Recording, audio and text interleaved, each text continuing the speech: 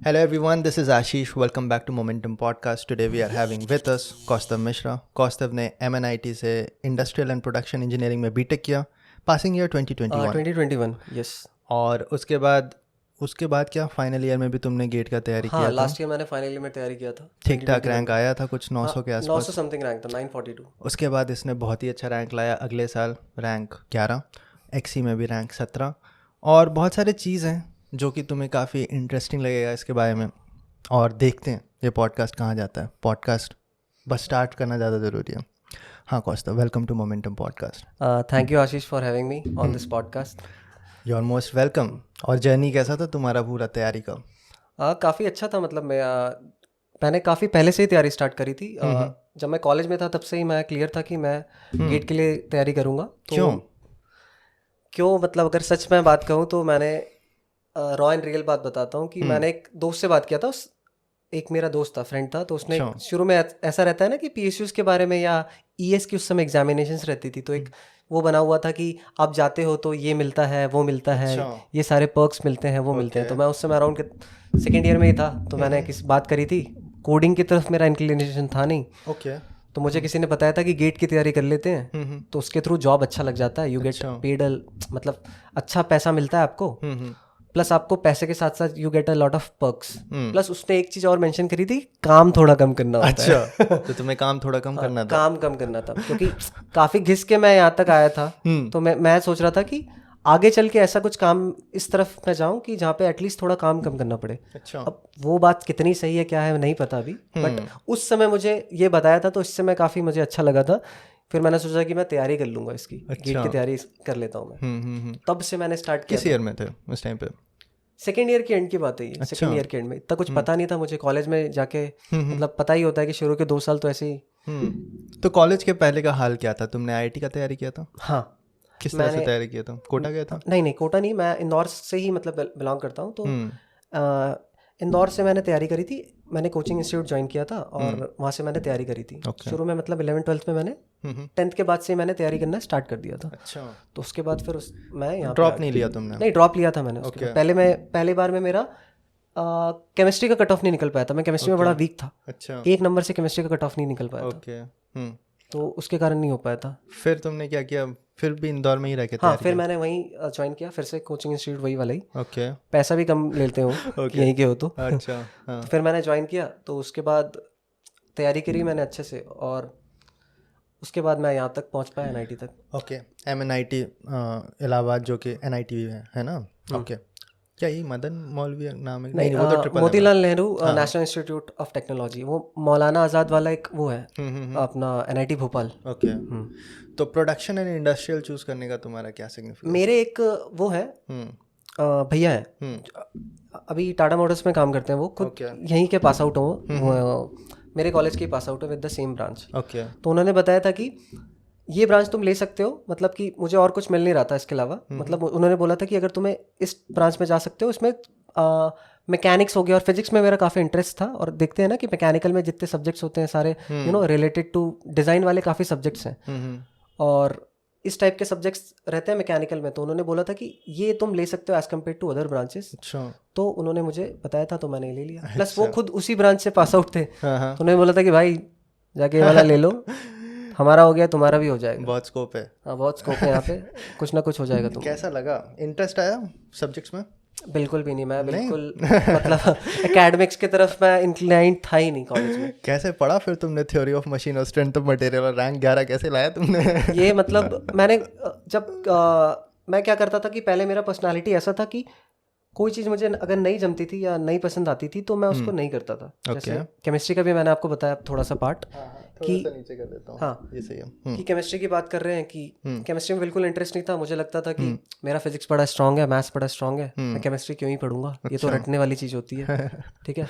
तो केमिस्ट्री को लेके मेरा ऐसा परसेप्शन था कि वो रटने वाली चीज़ है, तो मैंने वो नहीं किया। तो ऐसी जो भी चीज़ें जो मुझे ख़राब लगती थी या डिफ़िकल्ट लगती थी, तो मेरी पर्सनालिटी पहले ऐसी थी कि मैं छोड़ देता था उसको। मैं सोचता था कि दूसरी जगह कहाँ जा सकता हूँ मैं। फिर मैंने जब तैयारी स्टार्ट करी ना, तो मैंने ये अपना जो खुद का कैरेक्टर मैं बोलूँगा, ये पर्सनालिटी को ही मैंने चेंज किया कि कुछ चीज़ें समय के साथ मैंने रियलाइज़ करी कि भले ही आपकी इच्छा ना हो वो काम करने की, लेकिन there are some things in life which you have to do, मतलब just because they need to be get done. तो इस मैंने रियलाइज़ किया ये, just like going to the gym, किसी को पसंद नहीं होता है जिम जाना, बट जिम आप जाते हो तो आफ्टर आपको रिजल्ट्स अच्छे दिखते हैं, तो उसके तरह ही ये था। क्वेश्चन क्या था आपका? मेरा क्वेश्चन था कि तुम्हें सब्जेक्ट्स कैसे लगे जब तुम्हारा एक्चुअल में कोर्स स्टार्ट हुआ बीटेक का, मतलब तुमने बोला ना अच्छा नहीं लगा। अच्छा, आपने फिर पूछा था कि तुम्हारा रैंक आया है, तो तुम्हारे को तुमने पढ़ा सब्जेक्ट अच्छा नहीं लगता था, देन तुम्हारा रैंक कैसा है। तो वो था कि फिर मैंने धीरे से रियलाइज़ किया, फिर मैंने अपना पर्सनालिटी को वैसा बनाया कि भले इच्छा ना हो बट जॉब चाहिए, पैसा कमाना है और अच्छा चाहिए कुछ जीवन में, तो कुछ जगह कॉम्प्रोमाइज़ करने होते हैं और मन मार के काम करना मैंने सीखा।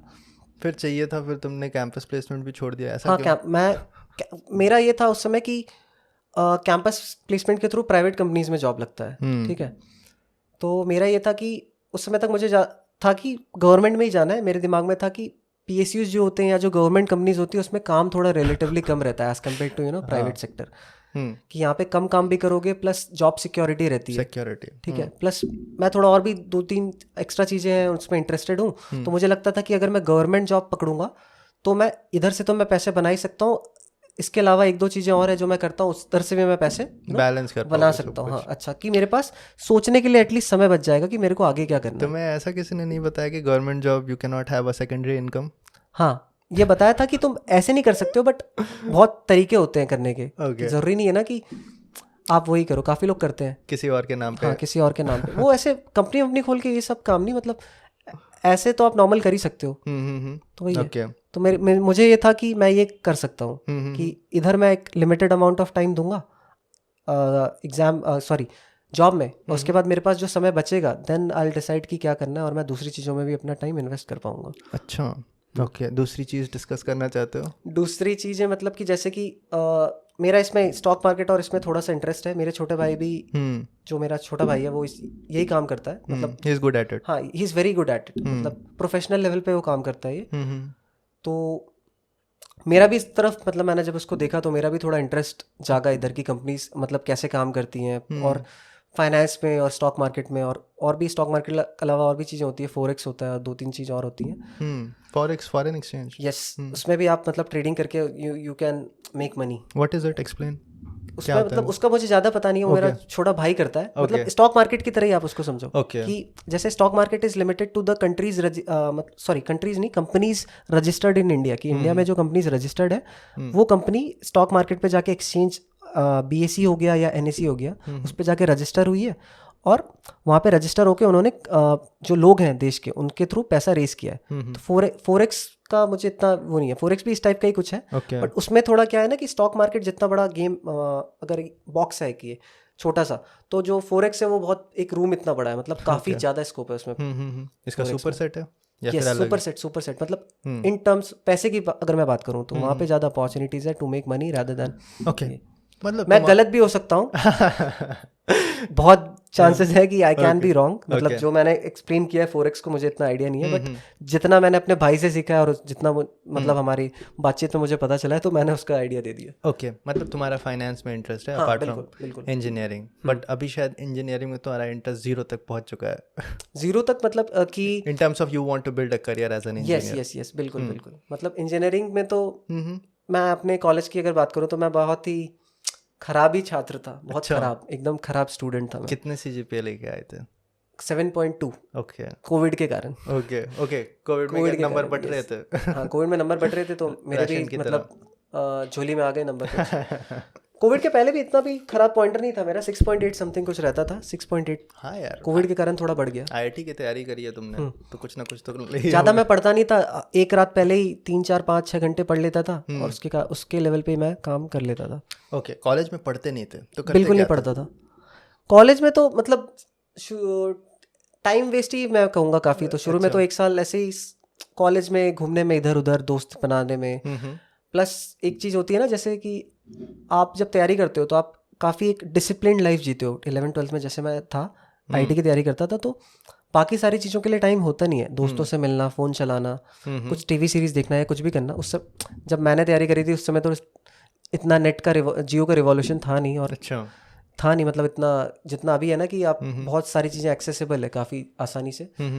तो क्या पूछ रहे थे, बात क्या कर रहे थे? करते क्या थे तुम अगर कॉलेज बताओ कॉलेज में क्या करते थे? अच्छा, मैं बहुत बैक स्टोरी देने के चक्कर में मैं क्वेश्चन ही भूल जाता हूँ। जितना तुमने 11-12 में मजा नहीं किया शायद तुमने वो कॉलेज में तो कॉलेज में जैसे ही बंदा एंट्री लेता है ना तो एकदम से उसको फ्रीडम मिल जाती है कि बहुत भयंकर लेवल की, कि जो उसने कभी एक्सपेक्ट ही नहीं करी थी कि अब वो 4 बजे उठ के भी नीचे किसी दुकान पे जाके चाय पी सकता है, घर में उसको ये अलाउड ना हो शायद। तो इतनी फ्रीडम देख के काफी लोग मतलब थोड़े कंप्लेसेंट हो जाते हैं या मतलब चिल मार देते हैं कि सब चीज की आए हैं बड़े कॉलेज में, प्लेसमेंट हो ही जाएगा, थोड़ा अब रिलैक्स करते हैं।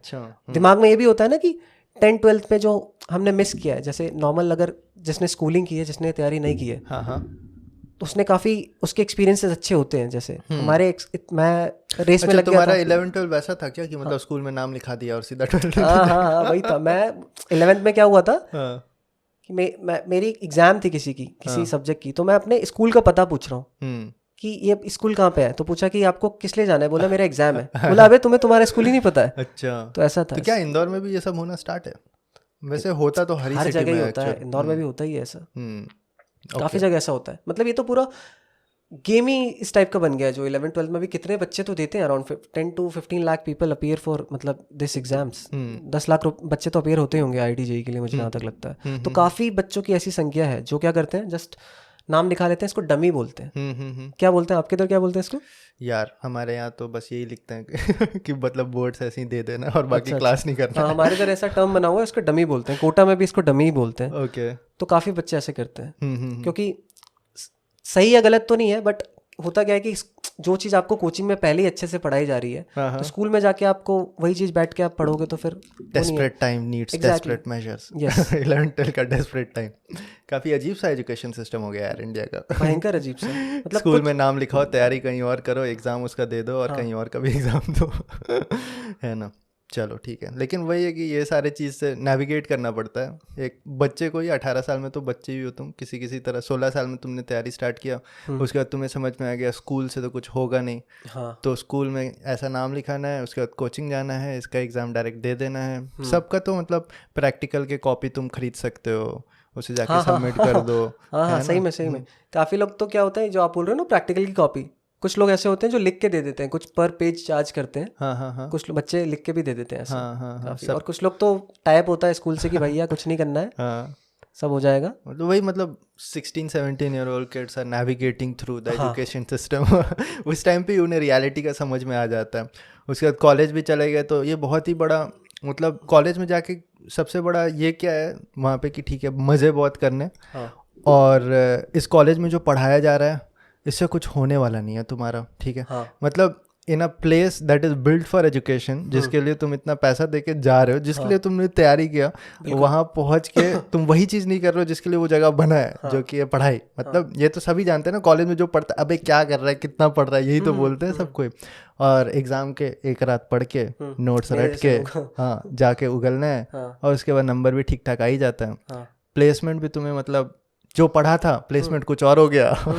तुमने बहुत सारे लोग ऐसा करते हैं कि कुछ और ही ब्रांच होती है, कुछ और ही प्लेसमेंट हो रहा है। अरे मेरा दोस्त मैकेनिकल इंजीनियरिंग रैंक 5, मेरे बैच का, मेरे कॉलेज का रैंक 5 उस साल, और वो अभी मस्त कोडिंग कर रहा है यार। कितने सारे IT कंपनीज में उसने स्विच किया है। बिल्कुल। पहली बात तो जब कॉलेज में बंदा घुसता है ना, मुझे ऐसा लगता है कि किसी को पता ही नहीं होता कि उसको क्या करना है। सबसे बड़ा तो ये है। इंडिया में क्या चलता है कि जैसे मैं अपनी बात करूं, जो मेरे भैया की मैंने बात करी थी, तो उन्होंने किया था IIT की तैयारी।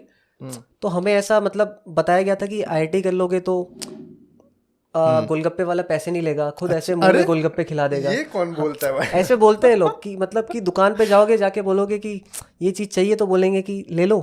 ये तो तुम्हें डॉन बनना पड़ेगा इसके लिए।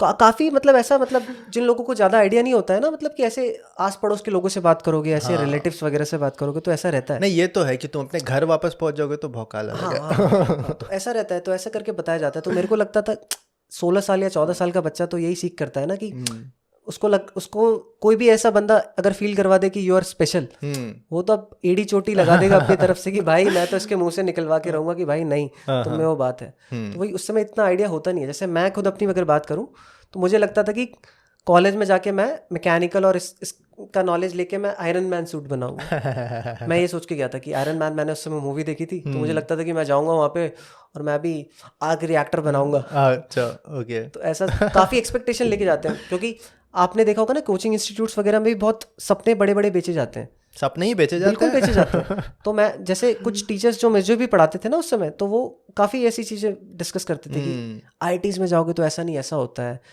करोड़ रुपए का सबका ही जॉब लगता है। मतलब कुछ चीज़ें अच्छा। दिमाग में सेट कर दी जाती है बच्चे की। फिर जैसे ही वो बच्चा कॉलेज में आता है तो उसको फिर उस और रियलिटी जो पता चलती है। जो पढ़ा रहा है तुम्हें वही आईआईटी करके कोचिंग इंस्टीट्यूट में पढ़ा रहा है, वो तो उसने एक्सप्लेन ही नहीं किया। वो बोलते हैं उनका पैशन था। जहाँ पे अटक जाओ तो एक बड़ा सा शब्द है ना, PASSION, चिपका दो, काम बन जाता है।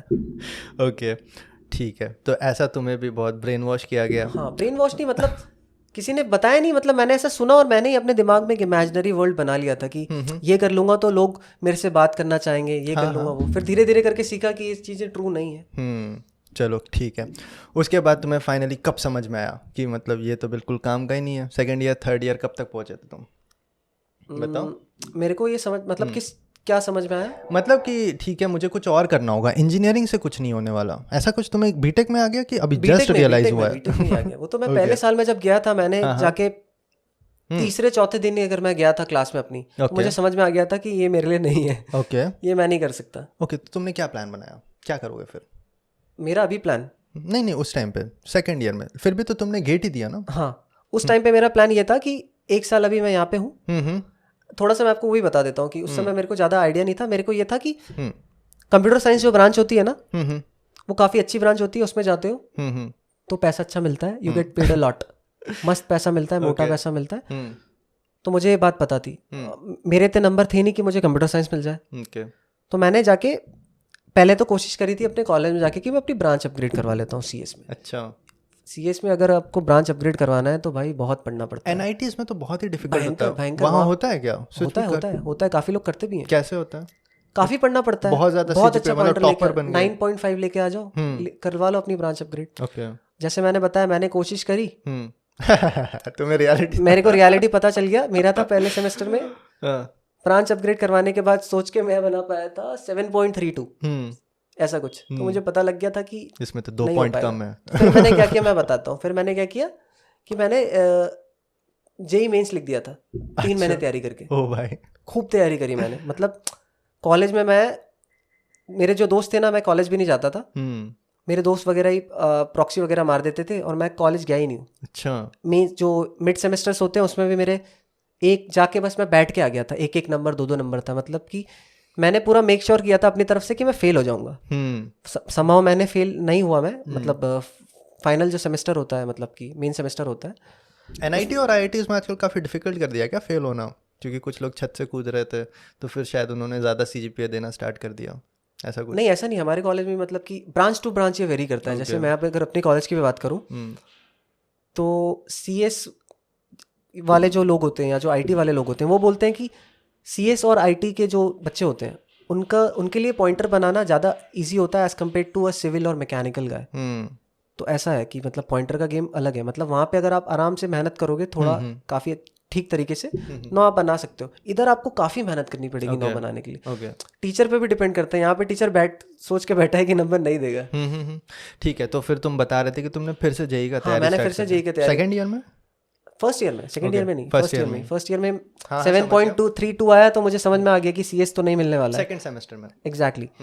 तो मैंने दिसंबर से स्टार्ट किया था। मैंने दिसंबर मैंने पढ़ा, छुट्टी, एक महीने की छुट्टी लगती है। मैं यहाँ पे आया, केमिस्ट्री से मेरा बिल्कुल ही ऐसा आंकड़ा था 36 का। तो मेरा छोटा भाई उस समय वो तैयारी कर रहा था JEE की, ठीक है। तो उसने मुझे केमिस्ट्री पूरा पढ़ा है। अच्छा। हाँ, तो केमिस्ट्री उससे मैंने पूरा केमिस्ट्री पढ़ा। मतलब जो चीज़ मैं बिलीव ही नहीं करता था, जिसमें मैंने मन मार के, क्योंकि मेरे सर्कमस्टांसेस ऐसे थे कि मुझे चाहिए था कि CS ही लूँगा। मुझे पता नहीं था कि CS क्यों लेना है, ये था कि पैसा अच्छा मिलता है तो ले लेता हूँ। तो उसके लिए मैंने केमिस्ट्री पढ़ा। उसके बाद फिर फिजिक्स मेरा बहुत अच्छा था, मैथ्स में भी मैं ठीक था। मैंने खूब मेहनत करी और फिर मैंने इसकी एग्ज़ाम दी, JEE मेंस की। टेस्ट वेस्ट मैंने उस समय नहीं दिए थे। अच्छा। मुझे अच्छे से याद है मेरी रैंक आई थी अराउंड 27,000। पिछले बार कितना आया था? उसके पहले पता नहीं कितना था। अरे जिससे तुम्हें MNIT मिला हो उस टाइम पे कितना आया था? 11 ऐसा कुछ था। अच्छा ठीक है, मतलब बुरा हुआ पहले से भी। बहुत बुरा। नहीं मुझे उतना आइडिया नहीं है ना कितने रैंक में कौन सा कॉलेज मिलता है, इसलिए पूछ रहा हूँ तुमसे। मेरे कॉलेज में जो दूसरी ब्रांचेस होती हैं जैसे बायोटेक होती है शायद, वो मैंने लिया नहीं था क्योंकि मैकेनिकल और प्रोडक्शन इंजीनियरिंग काफ़ी रिलेटेड होता है, बिल्कुल ही वो है। मैकेनिकल हमारे इधर अराउंड 10 तक क्लोज हो जाता है जहाँ तक मुझे आइडिया है। सारे NITs का वही हाल है। तो वो मुझे मिला नहीं था। उसके बाद फिर मैंने ये वाली ब्रांच ले ली थी। बायोटेक मेरे को मिल रहा था तो मैंने बायोटेक के लिए मैं नहीं किया था। सवाल क्या था आपका? मेरा सवाल था दूसरा अटेम्प्ट तुम्हारा। दूसरा अटेम्प्ट लिख के देना होगा तुम्हें। नहीं अरे नहीं, इलैबोरेट करने के चक्कर में ना दिमाग से उड़ जाता है कि एक्चुअल सवाल क्या था, किस दूसरा अटेम्प्ट तुम्हारा 27,000 करीब रैंक आया। 27,000 रैंक था। फिर तुम्हें वहाँ भी रियलिटी पता चल मुझे वहाँ पे भी रियलिटी पता चल गई कि ऐसे तो नहीं हो पाएगा। तो मुझे अच्छे से याद है कि उस समय मैंने ये सब चीज़ स्टार्ट किया था कि जॉब के लिए तो जाऊँगा ही, प्लस अपने लिए भी काम करना स्टार्ट करूँगा। मतलब अपने लिए इन द सेंस कि कुछ ऐसा काम करूँगा कि जिससे कि सही बताता हूँ मैं कि ऐसा लगेगा कि काफ़ी लोगों की फेक रहा है, लेकिन मैंने उस समय लिखा था कि now I will become a job provider. अच्छा। मतलब I won't be a job seeker. पर तुम तो काफी कर रहे हो ना अभी तक। हाँ तो मैंने सोच लिया था उस समय कि ऐसा कुछ काम करूंगा कि अब मैं जॉब प्रोवाइडर बनूंगा अपने लेवल पे। तो उस समय मैंने बहुत मेहनत करी थी, खतरनाक लेवल की। किस फील्ड में? इसी फील्ड में। जेई का तैयारी के लिए। कॉलेज के साथ मैनेज करना इज वेरी टफ। मैंने कुछ लैब्स होती हैं आपको अटेंड करनी होती है। फिजिक्स लैब थी मेरी, मुझे अच्छे से याद है। तो मैंने टेबल के नीचे, मेरे दोस्त मुझे कुछ छुपा लेते थे तो मैं टेबल के नीचे बैठ के भी मैंने केमिस्ट्री पढ़ा है। तो मैंने उस समय मेरे को थोड़ा था, फाइनेंशियल हालत भी सही नहीं थी, तो मैं बैंक्स में लोन के लिए अप्लाई करने जाता था। किस चीज़ के लिए लोन? Loan education loan. अच्छा। फीस पे। अच्छा तुम्हारा फीस पे करने के लिए। तो उस समय मैं काफ़ी बार तो ऐसा था कि मैं SBI में जाके बैठा हुआ हूँ लोन के लिए, बैंक के लिए। ओके। फाइनेंशियल कंडीशन उस समय ठीक नहीं थी, तो वहाँ पे बैठ के भी मैंने पढ़ा है। तो मैंने बहुत मेहनत करी थी उस समय काफ़ी। और उसके बाद मैं जब फेल हो गया था ना, तो कुछ मेरे अच्छे जो दोस्त थे, मतलब 2 लोग थे जो मेरी प्रॉक्सी मारते थे। एक का नाम कृष्णा था, मेरे बैच का था, कृष्णराज था, और एक था आर्यन सिंह करके। अगर वो देखेगा तो उसको पता लगेगा अभी। तो वो लोग आके 2-3 बार आके चेक करते थे कि ये बंदा लटक वटक तो नहीं गया। समझ रहे हो ना? बहुत मैंने मेहनत करी थी। कॉलेज में ऐसा माहौल बन गया था, जो मेरे जान पहचान के लोग थे, कि ये बंदे का अब हो जाएगा। हाँ समझ सकता हूँ। समझ रहे हो आप? उसके बाद जब नहीं हो पाया, फिर मैंने जब रियलिटी बताई कि भाई कुछ नहीं हो पाएगा, मैं बहुत बुरी तरीके से फेल हो गया हूँ, कुछ भी नहीं मिलता इसमें, तो मार के भगा देंगे ऐसे कि जाओ भागो। प्लस मैं जनरल हूँ, तो कुछ मेरे पास ऐसा कुछ है भी नहीं कि कुछ मैं EWS वगैरह का भी मेरे पास कोई वो नहीं है। तो वो था, तो मैं एकदम ही, मैंने जिस चीज़ के लिए बहुत ज़्यादा तैयारी करी थी और गजब लेवल का मैंने डेडिकेशन दिया था, उसमें भी मैं फेल हो गया। तो मैं बड़ा उस समय डिप्रेस था कि अब मैं क्या करूँ, व्हाट्स नेक्स्ट। उस समय मैंने ये लिखा था कि अब मैं जॉब, कि मैं शायद मेरे लिए कोडिंग लिखा ही नहीं गया था। Did you start to doubt the education system कि ये I prepared very hard, मैंने तो बहुत मेहनत किया था, फिर भी सिलेक्शन कैसे नहीं हुआ? This system does not recognize talent or skills. मतलब एग्जाम की या कॉलेज की? मतलब जेई मेंस की बात कर रहे हैं हम? मेंस का ही बात कर रहा हूँ। मेंस का मैं मतलब, या फिर तुम्हें ऐसा लगा कि कंपटीशन बहुत ज़्यादा है, मेरे से ऊपर बहुत ज़्यादा है? मैं कोई एग्जाम को तो ब्लेम नहीं कर सकते। इंडिया की जो पॉपुलेशन है ना, वो इतनी बहुत ज़्यादा पॉपुलेशन है कि आप पर्सनल लेवल पे जाके किसी को आप नहीं छांट सकते। There has to be some process कि आपको बेसिक लेवल पे ट्रेनिंग कर लो, आप छान लो लोगों को। सबसे बेस्ट तरीका क्या होता है? एग्जाम ले लो, एक फिजिक्स केमिस्ट्री मैथ्स पूछ लो। तो सिंपल यही होता है। अब पर्सनल लेवल पे जाके तो करना, इतनी बड़ी हमारी जनसंख्या है, सबसे बड़ी प्रॉब्लम तो यही है। प्रॉब्लम बहुत चीज़ का सॉल्यूशन भी है वो। क्या सॉल्यूशन है? बहुत सारी चीज़ का सॉल्यूशन भी है वो। बहुत सारे कंट्रीज एक्चुअली इमिग्रेशन इसलिए खोल के रखें क्योंकि उनका पॉपुलेशन का ही प्रॉब्लम है। हाँ तो ठीक है, तो वही है। तो मैंने जेईई मेंस तो और एडवांस को तो मैं बहुत अच्छी एग्जाम कंसिडर करता हूँ कि ठीक है, मतलब बिल्कुल ही ऐसा नहीं है कि बहुत ही बेस्ट है, कुछ इसमें दिक्कतें नहीं है, ऐसा तो मैं नहीं कहूँगा, बट अच्छी एग्जाम है ये कि काफ़ी टेस्ट कर लेती हैं आपको। प्लस केमिस्ट्री वाला जो हम लोग पार्ट कर रहे थे ना, पहले मुझे लगता था कि केमिस्ट्री बेवकूफ़ लोग पढ़ते हैं। अच्छा। अब जब मैंने 3-4 साल 5 साल दिए हुए हो गए ना, अब मुझे ऐसा रियलाइज़ होता है कि केमिस्ट्री और इस टाइप के जो रटाऊ सब्जेक्ट्स होते हैं ना, ये बेसिकली इसलिए डाले जाते हैं ताकि ऐसे लोगों को फिल्टर आउट करने के लिए जो कि केवल ही टैलेंटेड है। समझ रहे हो आप? That is a very good point. मैंने जब रियलाइज़ किया तो मैं और मेरा भाई बैठ के डिस्कशन ऐसे रात को 4 बजे 3 बजे यही करते रहते हैं। काफ़ी हम डिस्कस करते हैं चीज़ें। मतलब ऐसे ही दुनियादारी की बातें, फाइनेंस और ये सब खूब 3-3 घंटे ऐसे ही बैठ के तो हम लोग डिस्कस कर रहे थे यही। उसका भी केमिस्ट्री में इतना इंटरेस्ट नहीं था, मतलब वो भी सेम है, हम लोग सारे लड़कों का यही हाल होता है मुझे लगता है। मतलब मेरा भाई भी टैलेंटेड वाला ही था कि चीज़ें जल्दी ग्रैब करता था, मैथ्स फिजिक्स बहुत अच्छे लेवल पे समझ आती थी, सेम विद मी, ऐसा मेरे साथ भी था। तो केमिस्ट्री को लेके हमारा बड़ा ही खराब परसेप्शन था। तो फिर मैंने रियलाइज़ किया कि केमिस्ट्री इसलिए डाला जाता है एग्जाम में ताकि ऐसे लोगों को छांट दिया जाए जो कि केवल ही टैलेंटेड है, जो कि ऐसे बंदे नहीं है जो अपने मन के विरुद्ध जाके काम कर सके। समझ रहे हो आप कि they can force themselves into yes, doing exactly. things they don't मतलब want to do. कि जब चीजें उनके हिसाब से नहीं भी चल रही हो तो भी वो अपने आप को पुश करके जस्ट की करना है उस काम को वो कर दें। Okay. तो ये जब मैंने रियलाइज किया तो मुझे अच्छा लगा कि कुछ ये भी So the system is समझ good. के, हाँ, जो सिस्टम इज भी वेरी उन्होंने गुड। बनाया। हाँ, नहीं तो आप समझ रहे हो ना, पूरे टैलेंटेड लोगों को आप उठा लोगे तो ऐसे बहुत सारे देश में ऐसे लोग हैं जो टैलेंटेड नहीं है, They are hard working. हाँ, they are very hard working, जो सीखने में जिनको समय लगता है, They'll do anything to get the selection. Exactly, सीखने में उनको समय लगता है, बट जब वो चीजें सीख लेते हैं उसके बाद जो आपका लेवल होता है टैलेंटेड वाला और वो दोनों का, वो मैच कर लेते हैं। तो ऐसे लोगों भी बिल्कुल लेफ्ट आउट ना फील करें, इसलिए शायद केमिस्ट्री टाइप के सब्जेक्ट को डाला गया है, मुझे ऐसा लगता है। Apart from that, chemistry has its application. हाँ, वो भी है in engineering. हाँ, है ना, तो वो भी वो एप्लीकेशन तो मतलब मैं ये नहीं कह रहा हूँ कि एप्लीकेशन तो सबका है, लेकिन मैं ये बोल रहा हूँ कि आपने भी देखा होगा ना कि केमिस्ट्री में चीज़ें रिमेंबर करने वाली ज़्यादा है as compare to physics and maths.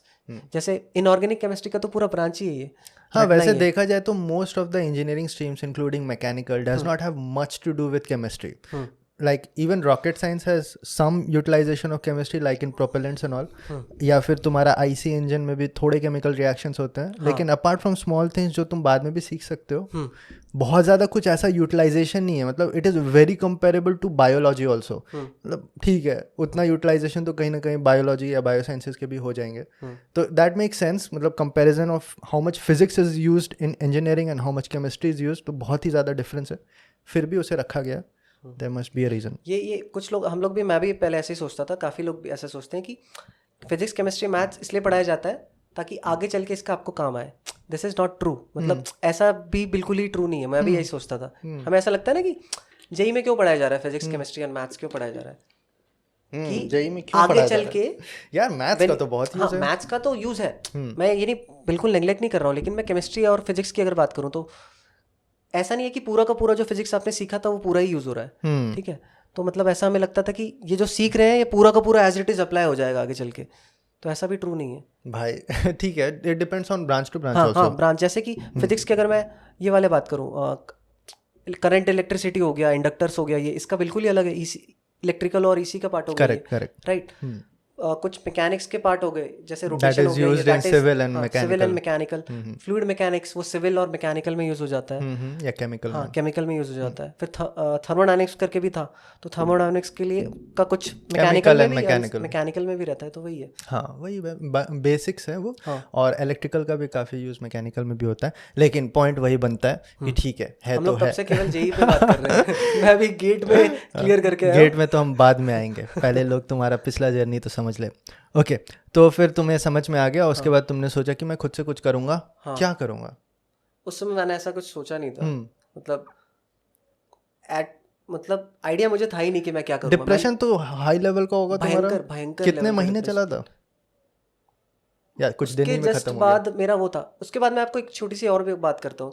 College में क्या था ना कि काफी लोगों को पता लग गया था कि मैं तैयारी कर रहा हूँ, क्योंकि मैं क्लास जाता नहीं था और पढ़ते हुए दिखता था लैब्स में भी, और इसमें पता लग जाता है। अच्छा, आप कितना भी मेक श्योर करो अपनी तरफ से कि आप अपने तक ही चीज़ों को कन्फाइंड रखोगे। हाँ, बोलो। कि आप कितना भी मेक श्योर कर लो कि आप अपने तक ही चीज़ों को कन्फाइंड रखोगे, लेकिन पता लग जाता है। तो काफ़ी लोगों को पता लग गया था। तो मैं वॉशरूम जा रहा हूँ तो भी पूछ रहे हैं, और भाई कितना रैंक आया है? ठीक है, नीचे खाना खाने जा रहा हूँ, और भाई कितना रैंक आया है? ठीक है, तो वो चीज़ फेस करना बड़ा डिफिकल्ट था मेरे लिए कि मैं पिछले 3 महीने से इनको बोल के एक तरीके का मैंने एटमॉस्फेयर बना दिया था कि भाई तुम लोग तो यहीं रहो, मैं तो चला। इस टाइप का बन जाता है ना कि अब ये जाने वाला है। हाँ। ठीक है, अब मुझे इनको बताना पड़ रहा है कि नहीं भाई मैं यहीं रहूँगा। अच्छा, ठीक है, तो ये काफ़ी मतलब मेरे लिए मुश्किल था, पेनफुल पिल टू स्वॉलो। मतलब काफ़ी लोगों को फेस करना बड़ा, जब रैंक अच्छी आती है तो बड़ा अच्छा लगता है कि 5 लोगों का फ़ोन आ रहा है, 50 लोग पूछ रहे हैं। जब रैंक नहीं आती है ना तो फिर बड़ा दर्दनाक होता है। लोगों को फिर फ़ोन साइलेंट पे डालना पड़ता है और काफ़ी चीज़ें करनी पड़ती है। और उस समय तो एज भी बड़ी कम थी, इतने छोटी एज में इतने बड़े रिजेक्शंस तो आदमी, यही तो बात है तो IIT एग्ज़ाम का, बहुत कम एज में बहुत कुछ सिखा देता है वही। अच्छा, ये चीज़ मैंने काफ़ी सुना है कि जो लोग NITs में रहते हैं उनमें काफ़ी एक इन्फीरियरिटी कॉम्प्लेक्स भी आ जाता है और काफ़ी वो डिप्रेस्ड रहने लगते हैं कि मैं IIT नहीं जा पाया। ऐसा होता है क्या? बिल्कुल बिल्कुल बिल्कुल होता है। हमारे कॉलेज में भी काफ़ी ऐसे बच्चे थे, तो ऐसे में क्या करते हैं ना कि कुछ सीनियर्स रहते हैं, जैसे मुझे अपने कॉलेज की याद अगर मैं थोड़ा याद करता हूँ, तो जो JEE के समय जब हम तैयारी कर रहे रहते हैं ना, जो टीचर्स हमें पढ़ाते हैं वो IIT का ही सपना बेचते हैं। अच्छा। उनके हिसाब से अगर तुम NIT में जा रहे हो या थोड़े ठीक ठाक कॉलेज में जा रहे हो, IIT नहीं, NIT हो गया, IIIT हो गया, तो तुम कम अचीव कर रहे हो या तुम कम हो लोगों से, उनके हिसाब से ऐसा रहता है। मतलब वो ऐसा ही सपने बेचते हैं। सब IIT बॉम्बे कंप्यूटर साइंस का ही सपना बेचते हैं ले देके, बट सीट्स तो लिमिटेड है, ठीक है, सब तो नहीं जाके IIT बॉम्बे कंप्यूटर साइंस ले सकते हैं। तो अब किसी के दिमाग में 2 साल से एक ही चीज़ बार बार डाली जा रही है, एम्बेड की जा रही है, तो वो तो यही सोचेगा ना कि भाई मैं कम मेरे को NIT भी मिल गया है लेकिन फिर भी मैं बहुत कम हूँ as compare to the normal population की जो IITs वाली पॉपुलेशन है। तो ये रहता है। तो इसमें क्या रहता है कि सीनियर्स का काफ़ी रोल रहता है कॉलेज में। जैसे हम लोग के कॉलेज की, अगर मैं अपने कॉलेज की बात करूं, तो शुरू में कुछ ब्रीफिंग्स करवाते थे लोग, तो उस ब्रीफिंग्स में काफ़ी ये लोग मेंशन करते थे, बार बार अपने तरफ से डेलिबरेटली मेंशन करते थे कि तुम्हें ऐसा नहीं सोचना है। At the end of the day तुम्हारा गोल ये होना चाहिए कि तुम किसी अच्छी कंपनी में जाके अच्छा खासा पैसा कमा रहे हो। IIT में किस लिए आए हो? किसी अच्छी कंपनी में पैसा कमाने के लिए ना। अगर मैं तुम्हें बोलता कि IIT से कर लो और 2 लाख रुपए 2 LPA का पैकेज लगेगा, तो करते क्या? नहीं करते ना। Main reason of you coming to the IIT is to get a good package, good career, good package, और आगे चल के अच्छी अपॉर्चुनिटीज मिले।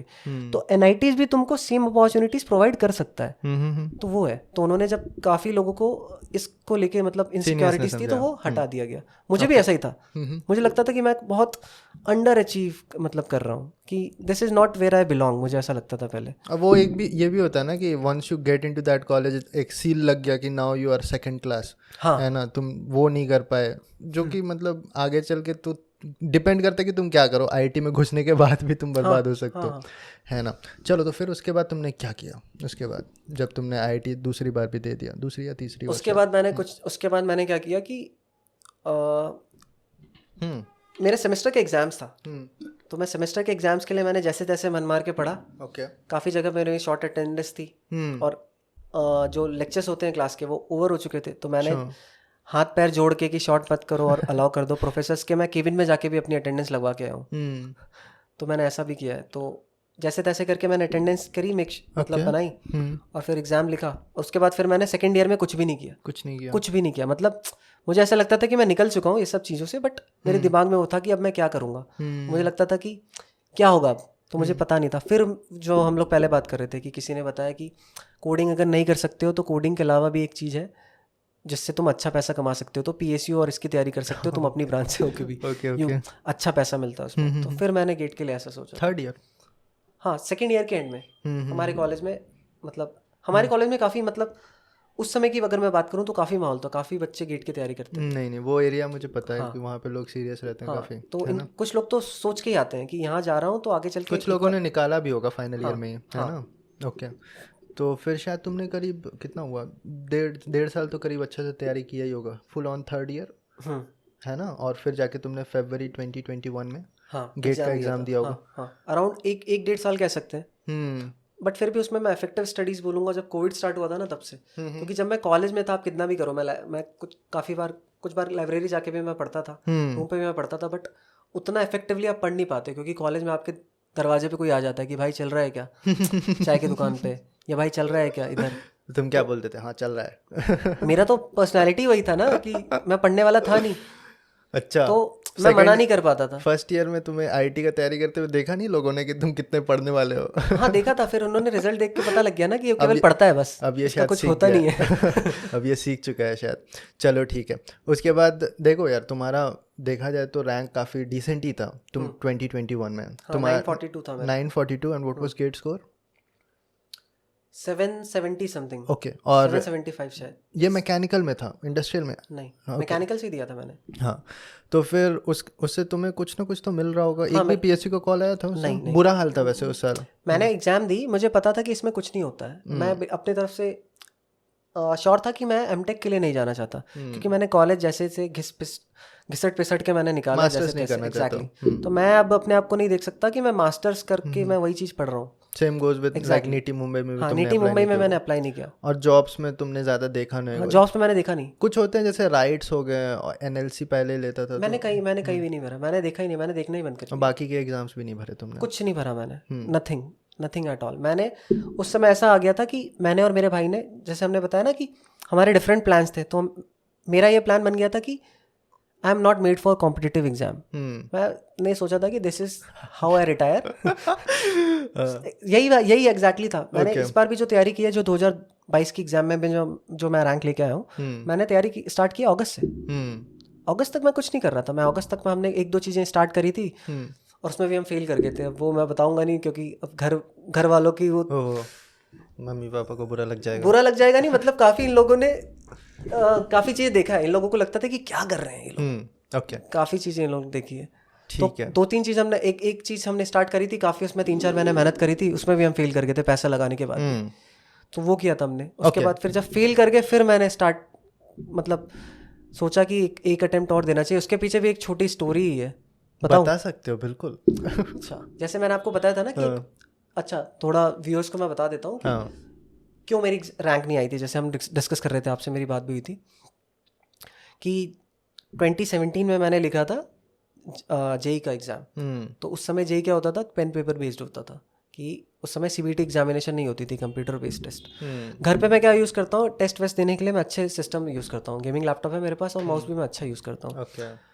तो एक चीज़ होती है ना कि बॉडी क्लॉक बनाओ, जितने समय पे एग्ज़ाम है, 3 बजे एग्ज़ाम है तो 3 बजे ही दो। फिर वो बनाओ अपना, क्या बोलते हैं, स्लीप साइकिल बनाओ। प्लस क्या होता है, एक रफ पेपर वो जो देते हैं ना, उसमें पैड बोलते हैं, राइटिंग पैड, वो यूज़ करो। कि मतलब ये देखे तुम रिक्रिएट करने की कोशिश करो द एग्जाम एनवायरनमेंट। तो मैंने वो अपने लेवल पे किया था। मैंने एक गलती क्या करी कि मुझे पता नहीं था सीबीटी टेस्ट का, मुझे कोई आइडिया था नहीं उस समय। टेस्ट सीरीज नहीं दिया? टेस्ट सीरीज खूब सारी दी मैंने। टेस्ट सीरीज तो मेरा कोर्स काफ़ी कंप्लीट हो गया था। सीबीटी के बारे में कैसे नहीं पता था? सीबीटी मतलब कि अच्छे सिस्टम का मेरे को आदत था। टेस्ट सीरीज में मेरा रैंक आता था 15, 10, 15, 25 में लाता था। मैंने काफ़ी टेस्ट सीरीज दी थी, 2-3-4 ली थी मैंने और काफ़ी दी थी। कोर्स मेरा काफ़ी अक्टूबर तक का कंप्लीट हो गया था। तो उसके बाद मैंने रिविज़न ही किया और ये किया। तो फिर जब मैं एग्ज़ाम में गया ना, तो एग्जामिनेशन हॉल में जो आयन डिजिटल करके मेरा सेंटर था, TCS वाला, तो पता नहीं, अगर मैंने ये काफ़ी लोगों से बात करी है, कुछ लोग बोलते हैं कि जो बड़े बड़े कॉलेजेस होते हैं या यूनिवर्सिटीज़ होती हैं, इनके जो ये लोग अगर एग्ज़ाम कंडक्ट करवाते हैं ना इस टाइप की, मतलब कि इनका सेंटर अगर तुम्हें अलॉट होता है, इनकेस अलॉट होता है कि नहीं होता है मुझे एग्जैक्टली नहीं पता, होता है क्या? हाँ, कभी कभी होता है ना। तो लोगों ने बोला था कि इनका सिस्टम अच्छा होता है एज़ कम्पेयर टू ये वाले जो लोग करवाते हैं। एग्जैक्टली। हाँ, तो मैं वहाँ पर गया तो काफ़ी मुझे सिस्टम मैं यूज़ ही नहीं कर पा रहा था। हमने डिस्कस किया था वर्चुअल कैलकुलेटर का बड़ा रोल रहता है गेट में। गेट इज 80% या 90% इज कैलकुलेशन पार्ट एंड 10% और 20% इज द थ्योरेटिकल पार्ट। तो कैलकुलेटर मैंने जैसे ही मैंने माउस पकड़ा और मैं माउस में कर रहा हूँ, मैं क्लिक की 5 कुछ मैं मल्टीप्लिकेशन मान लेते हैं कि मैंने किया 55 × 27 किया मैंने, तो 5 5 5 5 5 5 27 27 27 ऐसे मतलब काफ़ी बार दब जा रहा है। और इसमें गेट की एग्जाम में ऐसा नहीं रहता है कि एक क्वेश्चन में आपको एक ही बार मल्टीप्लिकेशन परफॉर्म करना है, ऐसा नहीं है।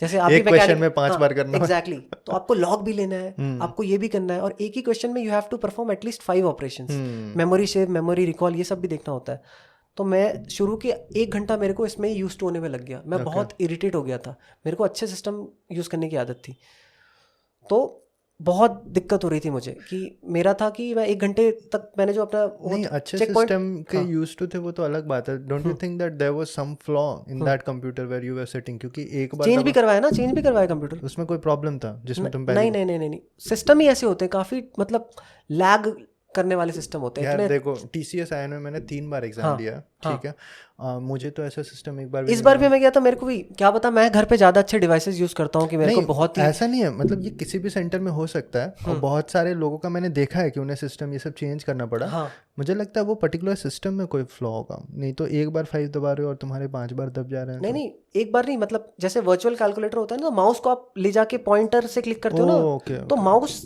आपने देखा होगा बहुत घटिया माउस देते हैं वो लोग। ओके हमने आयोन डिजिटल का हमने पूरा उड़ा दिया है। नहीं वो तो नॉर्मल माउस रहता है, जो भी नॉर्मल माउस रहता है वो, पर बस तुम्हारे लिए घटिया है क्योंकि तुम आईपैड यूज करते हो।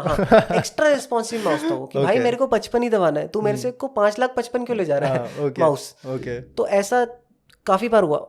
प्लस आपने एक अच्छी रैंक अगर आप लेके आ रहे होते हो टेस्ट सीरीज में, तो आपने एक अलग अलग चेक पॉइंट्स आदमी सेट कर लेता है दिमाग में कि 1 घंटे बाद मैं यहाँ होता हूँ, 2 घंटे बाद यहाँ होता हूँ। एकदम से जाके आप एग्जामिनेशन में जाके देख रहे हो कि जो मैंने चेक पॉइंट सेट किए थे उसकी धंजियाँ उड़ गई है।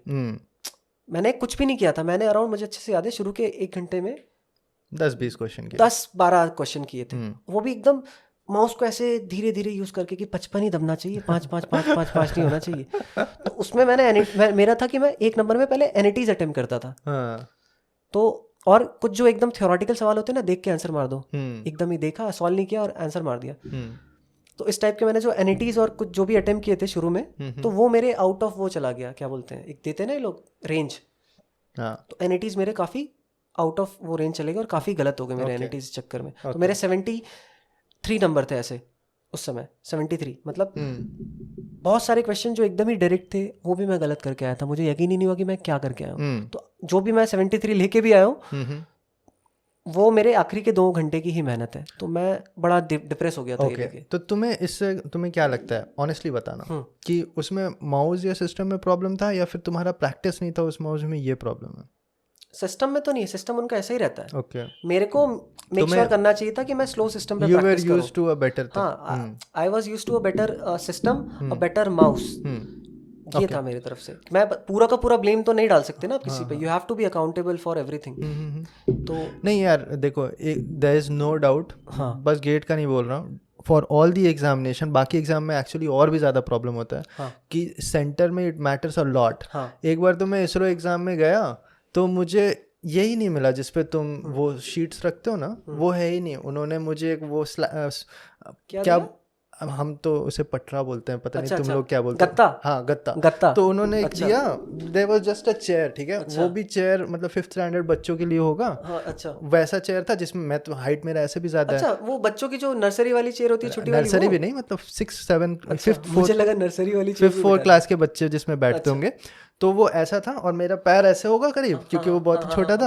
और यहाँ पे मुझे उन्होंने वो दिया, गत्ता दिया, जिसपे मैंने ऐसे रखा। और गर्मी पूरा वो मई का गर्मी था। अच्छा, और फैन भी नहीं था क्योंकि मैं एक कॉर्नर में था, तो तुम समझ ही सकते हो फैन अगर होगा भी तो तक पहुंच नहीं रही, कॉर्नर में हूँ। क्योंकि ऐसा था, मेरा शायद रोल नंबर कुछ समथिंग 11 था। तो मैं गया 8, 9, 10, 11, 10 पहुंचा लास्ट बेंच, और आगे देखा 12 से स्टार्ट हो गया। मैंने बोला ये क्या चल रहा है। फिर उन्होंने बोला नहीं, वहाँ पे जो छोटा सा चेयर है ना उसमें बैठना है तुम्हें। तो मैंने बोला ठीक है यार। और वो मेरा इसरो का एग्ज़ाम था, फर्स्ट अटेम्प्ट मेरा, ठीक है। और बगल से पूरा धूप आ रहा था मस्त, गर्मी पूरा बढ़ गया उसकी वजह से। और पेपर में थोड़ा लेट भी हो गया स्टार्ट करने में, तो उससे गर्मी और भी ज़्यादा। तो मतलब एग्जाम सेंटर्स काफ़ी प्रॉब्लम से काफ़ी टाइम तुम्हारा थोड़ा लक भी मैटर करता है। मतलब हम लोग ना इंडियंस, हम लोग लक को बड़ा नेगेटिवली देखते हैं कि अरे यार इसका लक अच्छा है तो इसने मेहनत कम करी होगी। ऐसा नहीं है, लक अच्छा है मतलब उसने ज़्यादा अटेम्प्ट दिया होगा। यस यस यस, एक में चमक गया। कि आपने भी देखा होगा इंडियंस की मेंटालिटी हमारी ना काफी लक को लेकर नेगेटिव है कि लकी आदमी को वो सोचते हैं कि ये कम मेहनत करने वाला है, जबकि ऐसा लक का लेके ऐसा है नहीं। मतलब लक तो तुम्हें बस अपॉर्चुनिटी देता है ना। हाँ, एक यूट्यूब पे एक बहुत अच्छी, मतलब कुछ चैनल्स है, एक चैनल है काफी अच्छा चैनल है वेरिटेशियम करके, उस पर एक वीडियो लक को लेके बहुत अच्छा एक्सप्लेन किया उसने लक को। देखा है, मैं फॉलो करता हूँ उस चैनल को बहुत पहले से। एक वीसॉस करके भी एक चैनल है, वो भी काफी अच्छा है। उसने तो बंद कर दिया, माइकल। हाँ माइकल, यस, काफी पहले से बना रहा है वो ये। और अभी वेरिटेशियम जो चैनल है वो अच्छा बनाता है। लक को लेके उसने बहुत अच्छा एक वो पर्सपेक्टिव दिया है। तो मैंने वो वीडियो देखी तो मेरा भी थॉट प्रोसेस सेम ही था लक को लेके। तो लक को लेके काफी नेगेटिव है, बट छोटी छोटी जगहों पे अगर आपका लक साथ दे देता है ना, तो आपको थोड़ा वो हेड स्टार्ट मिल जाता है थोड़ा सा। जैसे आपके केस में आपने बताया धूप हो गया, ये सब चीज तो लक ही है ना, दैट इज लक, इसको तो आप चेंज नहीं कर सकते हो। तो वो था। मान लो तुम्हें बहुत कंफर्टेबल सीट मिल गया, तुमने पढ़ाई नहीं किया, हाँ, काम कर गया तुम्हारा लक, है ना। ओके चलो, फिर तुमने पूरा बंदोबस्त किया नेक्स्ट ईयर, है ना। नेक्स्ट ईयर तुमने मॉनिटर भी खरीदा। नेक्स्ट ईयर मैं क्या था कि जब मैंने बताया कि पहले तो बता देता हूँ कि मैंने तैयारी कैसे स्टार्ट करी। आपको बताया ना बीच में तो बहुत बड़ा गैप था। मैंने तो मान लिया था कि मैं कितनी भी मेहनत कर लूँ। मैंने क्या था कि जेईई की जब तैयारी करी थी तो मैं, जैसे आपको बताया था ना कि टैलेंटेड वाला माइंडसेट था मेरा कि टैलेंटेड हूँ तो निकल जाऊंगा, चीज़ें जल्दी सीखता हूँ, मेहनती इंसान मैं इतना था नहीं। अच्छा, ठीक है। मेहनती इंसान मैं अपने आप को नहीं कहूँगा, मतलब बड़ा ही कोई मैंने रूटीन भी नहीं फिक्स किया था, ना ही कुछ किया था।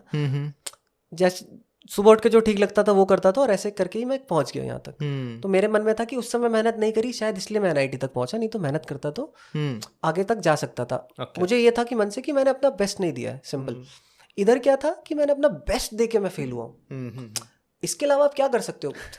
बॉडी क्लॉक मैंने सेट करा, स्लीप पैटर्न मैंने सेट करा, मैंने एग्जाम की सारी पार्ट टेस्ट दिए, मैंने फुल टेस्ट दिए, मैं टेस्ट सीरीज बना सकता था बैठ के कि ये क्वेश्चन ऐसे ऐसे होते हैं, ये मतलब किसी छोटी सी इंस्टीट्यूट के लिए मैंने इतना पढ़ लिया था, काफ़ी अच्छे से पढ़ा था मैंने। और फिर मैं जाके बड़े प्लेटफॉर्म पे जाके मैं फेल हो गया, तो मुझे तो लगा था कि मैं बना ही नहीं हूँ शायद कॉम्पिटिटिव एग्जाम्स के लिए।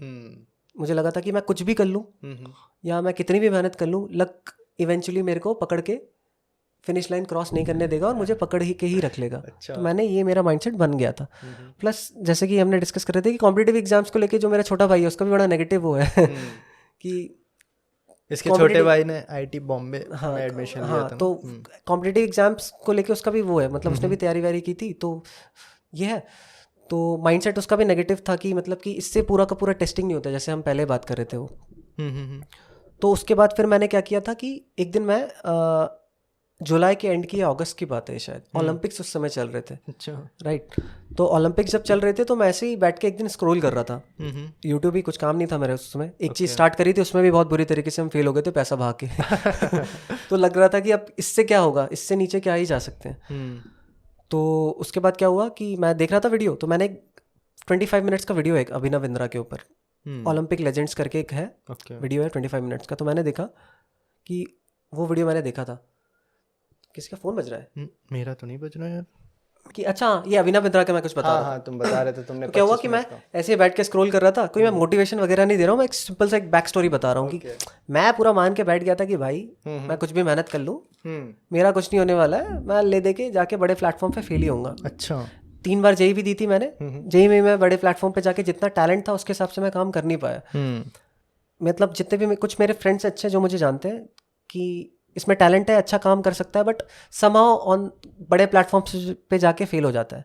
JEE में भी ये था मेरे साथ, और इधर भी मैंने यही किया कि बड़े प्लेटफॉर्म पे जाके मैं इस बार थोड़ा डिफरेंस ये था कि मेहनत करने के बाद फेल हुआ था। तो ये था। तो मैं ऐसे ही स्क्रॉल कर रहा था, मैंने अभिनव बिंद्रा का वीडियो देखा। तो उस वीडियो में था बेसिक, थोड़ा सा आइडिया देता हूँ एक मिनट में, कि 2000 में की बात है, 2000 में एथेंस में सिडनी में ओलंपिक्स हुए थे। अभिनव बिंद्रा उस समय टीनेजर थे, तो फाइनल तक पहुंच गए वो। उस समय फाइनल में कुछ मेडल तो लेके नहीं आ पाए इंडिया के लिए, बट काफ़ी अच्छा परफॉर्म करके आए थे। टीनेजर के लिए उस समय ओलंपिक के फाइनल तक ही पहुंचना बहुत बड़ी बात थी। 10 मीटर एयर राइफल शूटिंग में थे वो। अच्छा। उसके बाद 2004 में क्या था कि उन्होंने काफ़ी तैयारी करी थी, जर्मनी के कोच थे शायद उनके, जर्मनी जाके उन्होंने तैयारी करी, तो काफ़ी अच्छे से तैयारी वारी करी, और काफ़ी उनका परफॉर्मेंस 2000 में अच्छा था एथेंस के, सॉरी सिडनी के ओलंपिक्स में।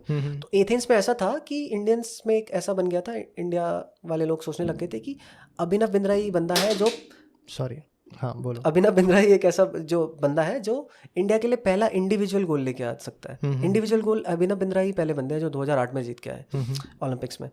तो सबकी मतलब निगाहें या सारे की सबकी एक्सपेक्टेशंस अभिनव बिंद्रा से थी कि एटलीस्ट ब्रॉन्ज तो लेके आएंगे, काफ़ी अच्छा है ये और टैलेंटेड इंसान है और अच्छा किया भी है पहले लास्ट ओलंपिक्स में। तो काफ़ी मेहनत करके वो गए थे। तो क्या हुआ, वो फाइनल तक पहुंच गए 2004 में। फाइनल में जाके अभिनव बिंद्रा ने क्या किया कि Abhinav Bindra fired the worst 10 shots of his life in the Olympic final. Abhinav Bindra ने अपने जीवन के 10 सबसे खराब शॉट्स फायर किए फाइनल में जाके। वापस घर लौट के आए। बचपन से ही तैयारी कर रहे थे, उनके पापा ठीक ठाक परिवार से बिलोंग करते थे, बचपन से ही ये सारे गोल था उनका कि इंडिया के लिए मेडल लेके आना है, ठीक है।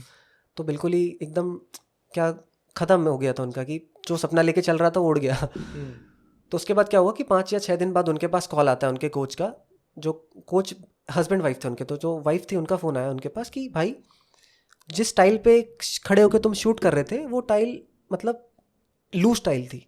तो किसी भी ओलंपिक लेवल या जो रैंक 1 भी सॉरी जो गोल्ड मेडल भी लेके आया उसको भी डिफिकल्टी फेस होती to stand on that tile and to be able to shoot, ठीक है। तो तुम्हारी गलती इसमें नहीं है, तुम्हारा लक शायद इसमें अच्छा नहीं था। तो फिर मैंने देखा कि मैं अपने आप को मान चुका था कि भाई मैं बहुत मेहनत करता हूँ और मैं बड़े स्टेज पे जाके प्लेटफॉर्म पे फेल हो जाता हूँ। तो मैंने देखा कि भाई इधर एक इंडिया लेवल मतलब एक देश को रिप्रेजेंट करने वाला बंदा ओलंपिक्स में जाके 4 साल में एक बार आता है, इधर तो हर साल गेट आता है ना, 4 साल में एक बार आता है, बचपन से ही सपना लेके चल रहा है। मैंने तो 2 साल पहले ये स्टार्ट किया ना, ड्रीम अपना, ड्रीम नहीं मतलब ये करने का सोचा मैंने, वो बंदा बचपन से स्टार्ट कर रहा है, वो जाके इतने बड़े प्लेटफॉर्म पे इतनी छोटी सी चीज़ के लिए फेल हुआ है। तो ये जो मेरी प्रॉब्लम्स है और जो मैं अपने दिमाग में माइंडसेट बना के चल रहा हूँ कि मेरे लिए शायद नहीं है कॉम्पिटिटिव एग्जाम्स, या कॉम्पिटिटिव एग्जाम्स के लिए मैं नहीं बना हूँ, तो ये सब फर्जी बातें हैं। मतलब मुझे लगा कि नहीं, मुझे देखना चाहिए कि मैं अपने लेवल पे क्या कर सकता हूँ, कि क्या ऐसी चीज़ें हैं कि जो मैं कर सकता हूँ कि मैं अपने तरफ से कुछ भी ना छोड़ूं। तो अभिनव बिंद्रा ने भी उसके बाद यही किया था, काफ़ी अलग अलग लेवल की उन्होंने तैयारी करने स्टार्ट कर दी थी। फिर वो कॉन्सेंट्रेशन के लिए याक मिल्क वगैरह भी पीते थे, कि मतलब इम्पोर्ट, मतलब बाहर से मंगाते थे या कहीं ऊपर हिमाचल वगैरह से मंगाते होंगे याक मिल्क वगैरह, ठंडे वाले इलाके से, तो इम्पोर्ट करके पीते थे। तो कहने का मतलब ये है कि मैंने अभिनव बिंद्रा को जब देखा कि उन्होंने बड़े प्लेटफॉर्म पे फेल होने के बाद भी अपनी तरफ से कोई कसर नहीं छोड़ी, तो फिर मैंने डिसाइड किया कि नहीं, इस बार मैं फिर से एक अटेम्प्ट देता हूँ, इस बार नहीं होगा तो इसके बाद रिटायरमेंट ले लूंगा, इसके बाद कॉम्पिटिटिव एग्जाम्स के मतलब कीचड़ में नहीं कूदूंगा। तो लास्ट मैंने अटेम्प्ट दिया, और मैंने क्या किया था कि जाके इंटेंशनली एक स्लो पीसी लेके आए हम, पीसी मतलब कि CPU, मॉनिटर से कनेक्ट किया, और जानबूझ i3 प्रोसेसर में लेके आया था। आजकल सब कोई i3 चलाना ही नहीं चाहता है, i3 हम खरीद के लेके आए थे, बोल के ये कि पीसी बिल्ड करके लेके आए थे बेसिकली। तो उसमें बोला था कि प्रोसेसर भाई 11 जनरेशन का लेंगे और i3 लेना कि आगे चल के i7 ले, मदरबोर्ड 11 का लिया। तो ऐसा कंप्यूटर चाहिए जिसमें IGI खेला करते थे। हाँ, IGI जिसमें चल जाए उस टाइप का कंप्यूटर दे दो भाई, या तो GT वगैरह चल जाए बेसिक लेवल का। तो मैंने i3 का लिया, और प्लस मैं क्या करता था कि मैंने बैकग्राउंड में भी काफ़ी ऐप्स वगैरह रन करता था, जानबूझ के स्लो करने के लिए, एग्जाम का एटमॉस्फेयर रिक्रिएट करने के लिए। तो मैंने ऐसी 6 महीने प्रैक्टिस करी है उस कंप्यूटर पे, कचरा सिस्टम पे। माउस भी मैंने कचरा यूज़ किया, वायर वाला, जो एकदम बेसिक सा आता है ना, 100 रुपये का माउस। ऐसा मत बोलो यार, मैं वही आज तक वही यूज़ करता हूँ, देखो तुम्हारे पीछे रखा हुआ है। लॉजिटेक का कितने रुपए का ये?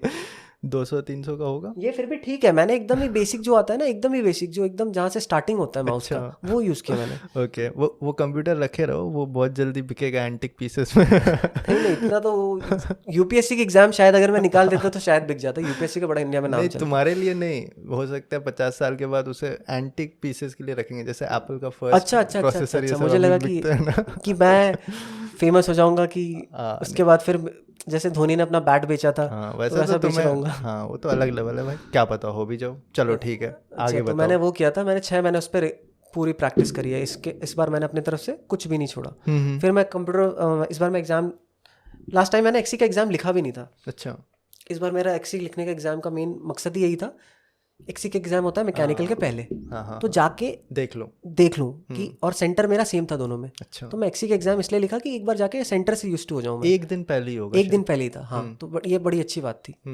तो मैं गया, मैंने जाके देखा कि सिस्टम इस बार भी वही कचरा वाला मेरे को मिला है फिर से। बट इस बार क्या था कि मैं रेडी था। इस बार सिस्टम विस्टम भी मतलब कुछ अपने लेवल पे रोल नहीं प्ले कर सकता था। मैं बहुत ही घटिया सिस्टम पे प्रैक्टिस करके आया हूँ। तो मैंने ये किया। तो फिर मैं मैकेनिकल का भी जब मैंने पेपर दिया, एक्सी में जाके मैं एक बार यूज्ड टू हो गया एनवायरनमेंट से कि कैसा क्या रहता है। फिर मैकेनिकल में मैं गया, तो फिर मैं अच्छा ठीक ठाक मतलब अच्छे से परफॉर्म करके आया। उस दिन तुम्हें क्या लगा, कितना मार्क्स? सच बताऊं, होता क्या है ना, जैसे कि आप जानते हो कि गेट का एग्जाम अभी मैकेनिकल और सिविल में बहुत मारामारी हो गई है, बहुत भयंकर लेवल पे। मतलब कि 85 के नीचे कुछ बात ही नहीं स्टार्ट होती है ना। तो माइंड थी इस साल तो बहुत इस साल की बात कर रहा हूँ। अभी मैंने हम बात कर रहे हैं जब मैंने एग्जाम नहीं दिए। हाँ, करेक्ट, ठीक है। 85 के नीचे कुछ नहीं होता है। तो मेरे दिमाग में ये फिट था कि 85 लाना है। एग्जाम, ये जो टेस्ट सीरीज वगैरह देते थे, मैंने लास्ट टेस्ट दिया था, एक टेस्ट सीरीज थी, उसमें मेरे 92 नंबर थे। ऑल इंडिया रैंक मेरा 1 था उसमें। तो मैं बड़ा, और 10 अप्रैल 13 को एग्जाम था, और मैंने 10 अप्रैल को आखिरी टेस्ट दिया था, ऑल इंडिया रैंक 1। अबे अप्रैल में कहाँ? सॉरी, अप्रैल नहीं, अरे यार फेब में सॉरी, अभी अप्रैल चल रहा है। फेब में मैंने दिया था, 10 फेब को मैंने एग्जाम दिया था, और उसमें मेरा ऑल इंडिया रैंक 1 था। तो मैं मेरी अभी तक 1 कभी रैंक नहीं आई थी, किसी भी टेस्ट सीरीज में 1 नहीं आई थी। 5 मैच में आया था मैं, 1 कभी नहीं आई थी। तो मुझे लगा कि इस बार मैंने इतनी मेहनत कर ली है, this is the sign of universe कि भाई इस बार तेरा काम बन जाएगा। ठीक है। तो मैं बड़ा मतलब मोटिवेटेड नहीं कहूँगा, मतलब सेल्फ क्या बोलेंगे इसको, डेडिकेटेड, मतलब अंदर से मुझे बिलीफ के साथ गया था मैं। Self belief, yes, self doubt मेरे दिमाग में चल रहा था, सेल्फ कॉन्फिडेंस के साथ, सेल्फ बिलीफ के साथ गया था कि भाई इस बार मैंने भयंकर काम किया है, इस बार मैं रिजल्ट नहीं भी मिलेगा तो मैं छीनूंगा। अच्छा। इतना मैंने काम कर लिया। okay. तो मैं वो सोच के गया था। फिर मैं पेपर लिख के आया, तो पेपर इस बार मेरा था, पेपर 2 था मेरा, इवनिंग वाला सेशन। एक मेरा दोस्त है कॉलेज का, वो भी तैयारी कर रहा था, बहुत अच्छा दोस्त है, वो भी साथ में तैयारी कर रहा था। मेरा टेस्ट सीरीज में मैं क्या यूज़ करता था स्ट्रैटेजी की, एक ही गो में मैं पेपर अटेम्प्ट करता था, कंप्लीट कर देता था, और पूरा 2 घंटे 20 मिनट में मेरा पेपर हो जाता था। ओके, ठीक है। इस बार का पेपर आया था बहुत खतरनाक। तो मेरा पेपर सेकंड था, तो मेरा जो एक दोस्त था उसका मुझे फ़ोन आया था पेपर 1 कंप्लीट करने के बाद कि भाई खतरनाक है, बच के रहना, पेपर पार्ट 1 जो पेपर 1 है वो बहुत खतरनाक आया, और फूंक फूंक के काम करना, मतलब ऐसा नहीं कि एक गो में अटेम्प्ट करना है जैसा करता आ रहा है। तो मैंने जाके 3 महीने की जो स्ट्रैटेजी जो मैंने अपनाई थी, मैंने वहाँ पे जाके फ्लेक्सिबल काम किया। मतलब मैंने ये स्ट्रैटेजी नहीं अपनाई।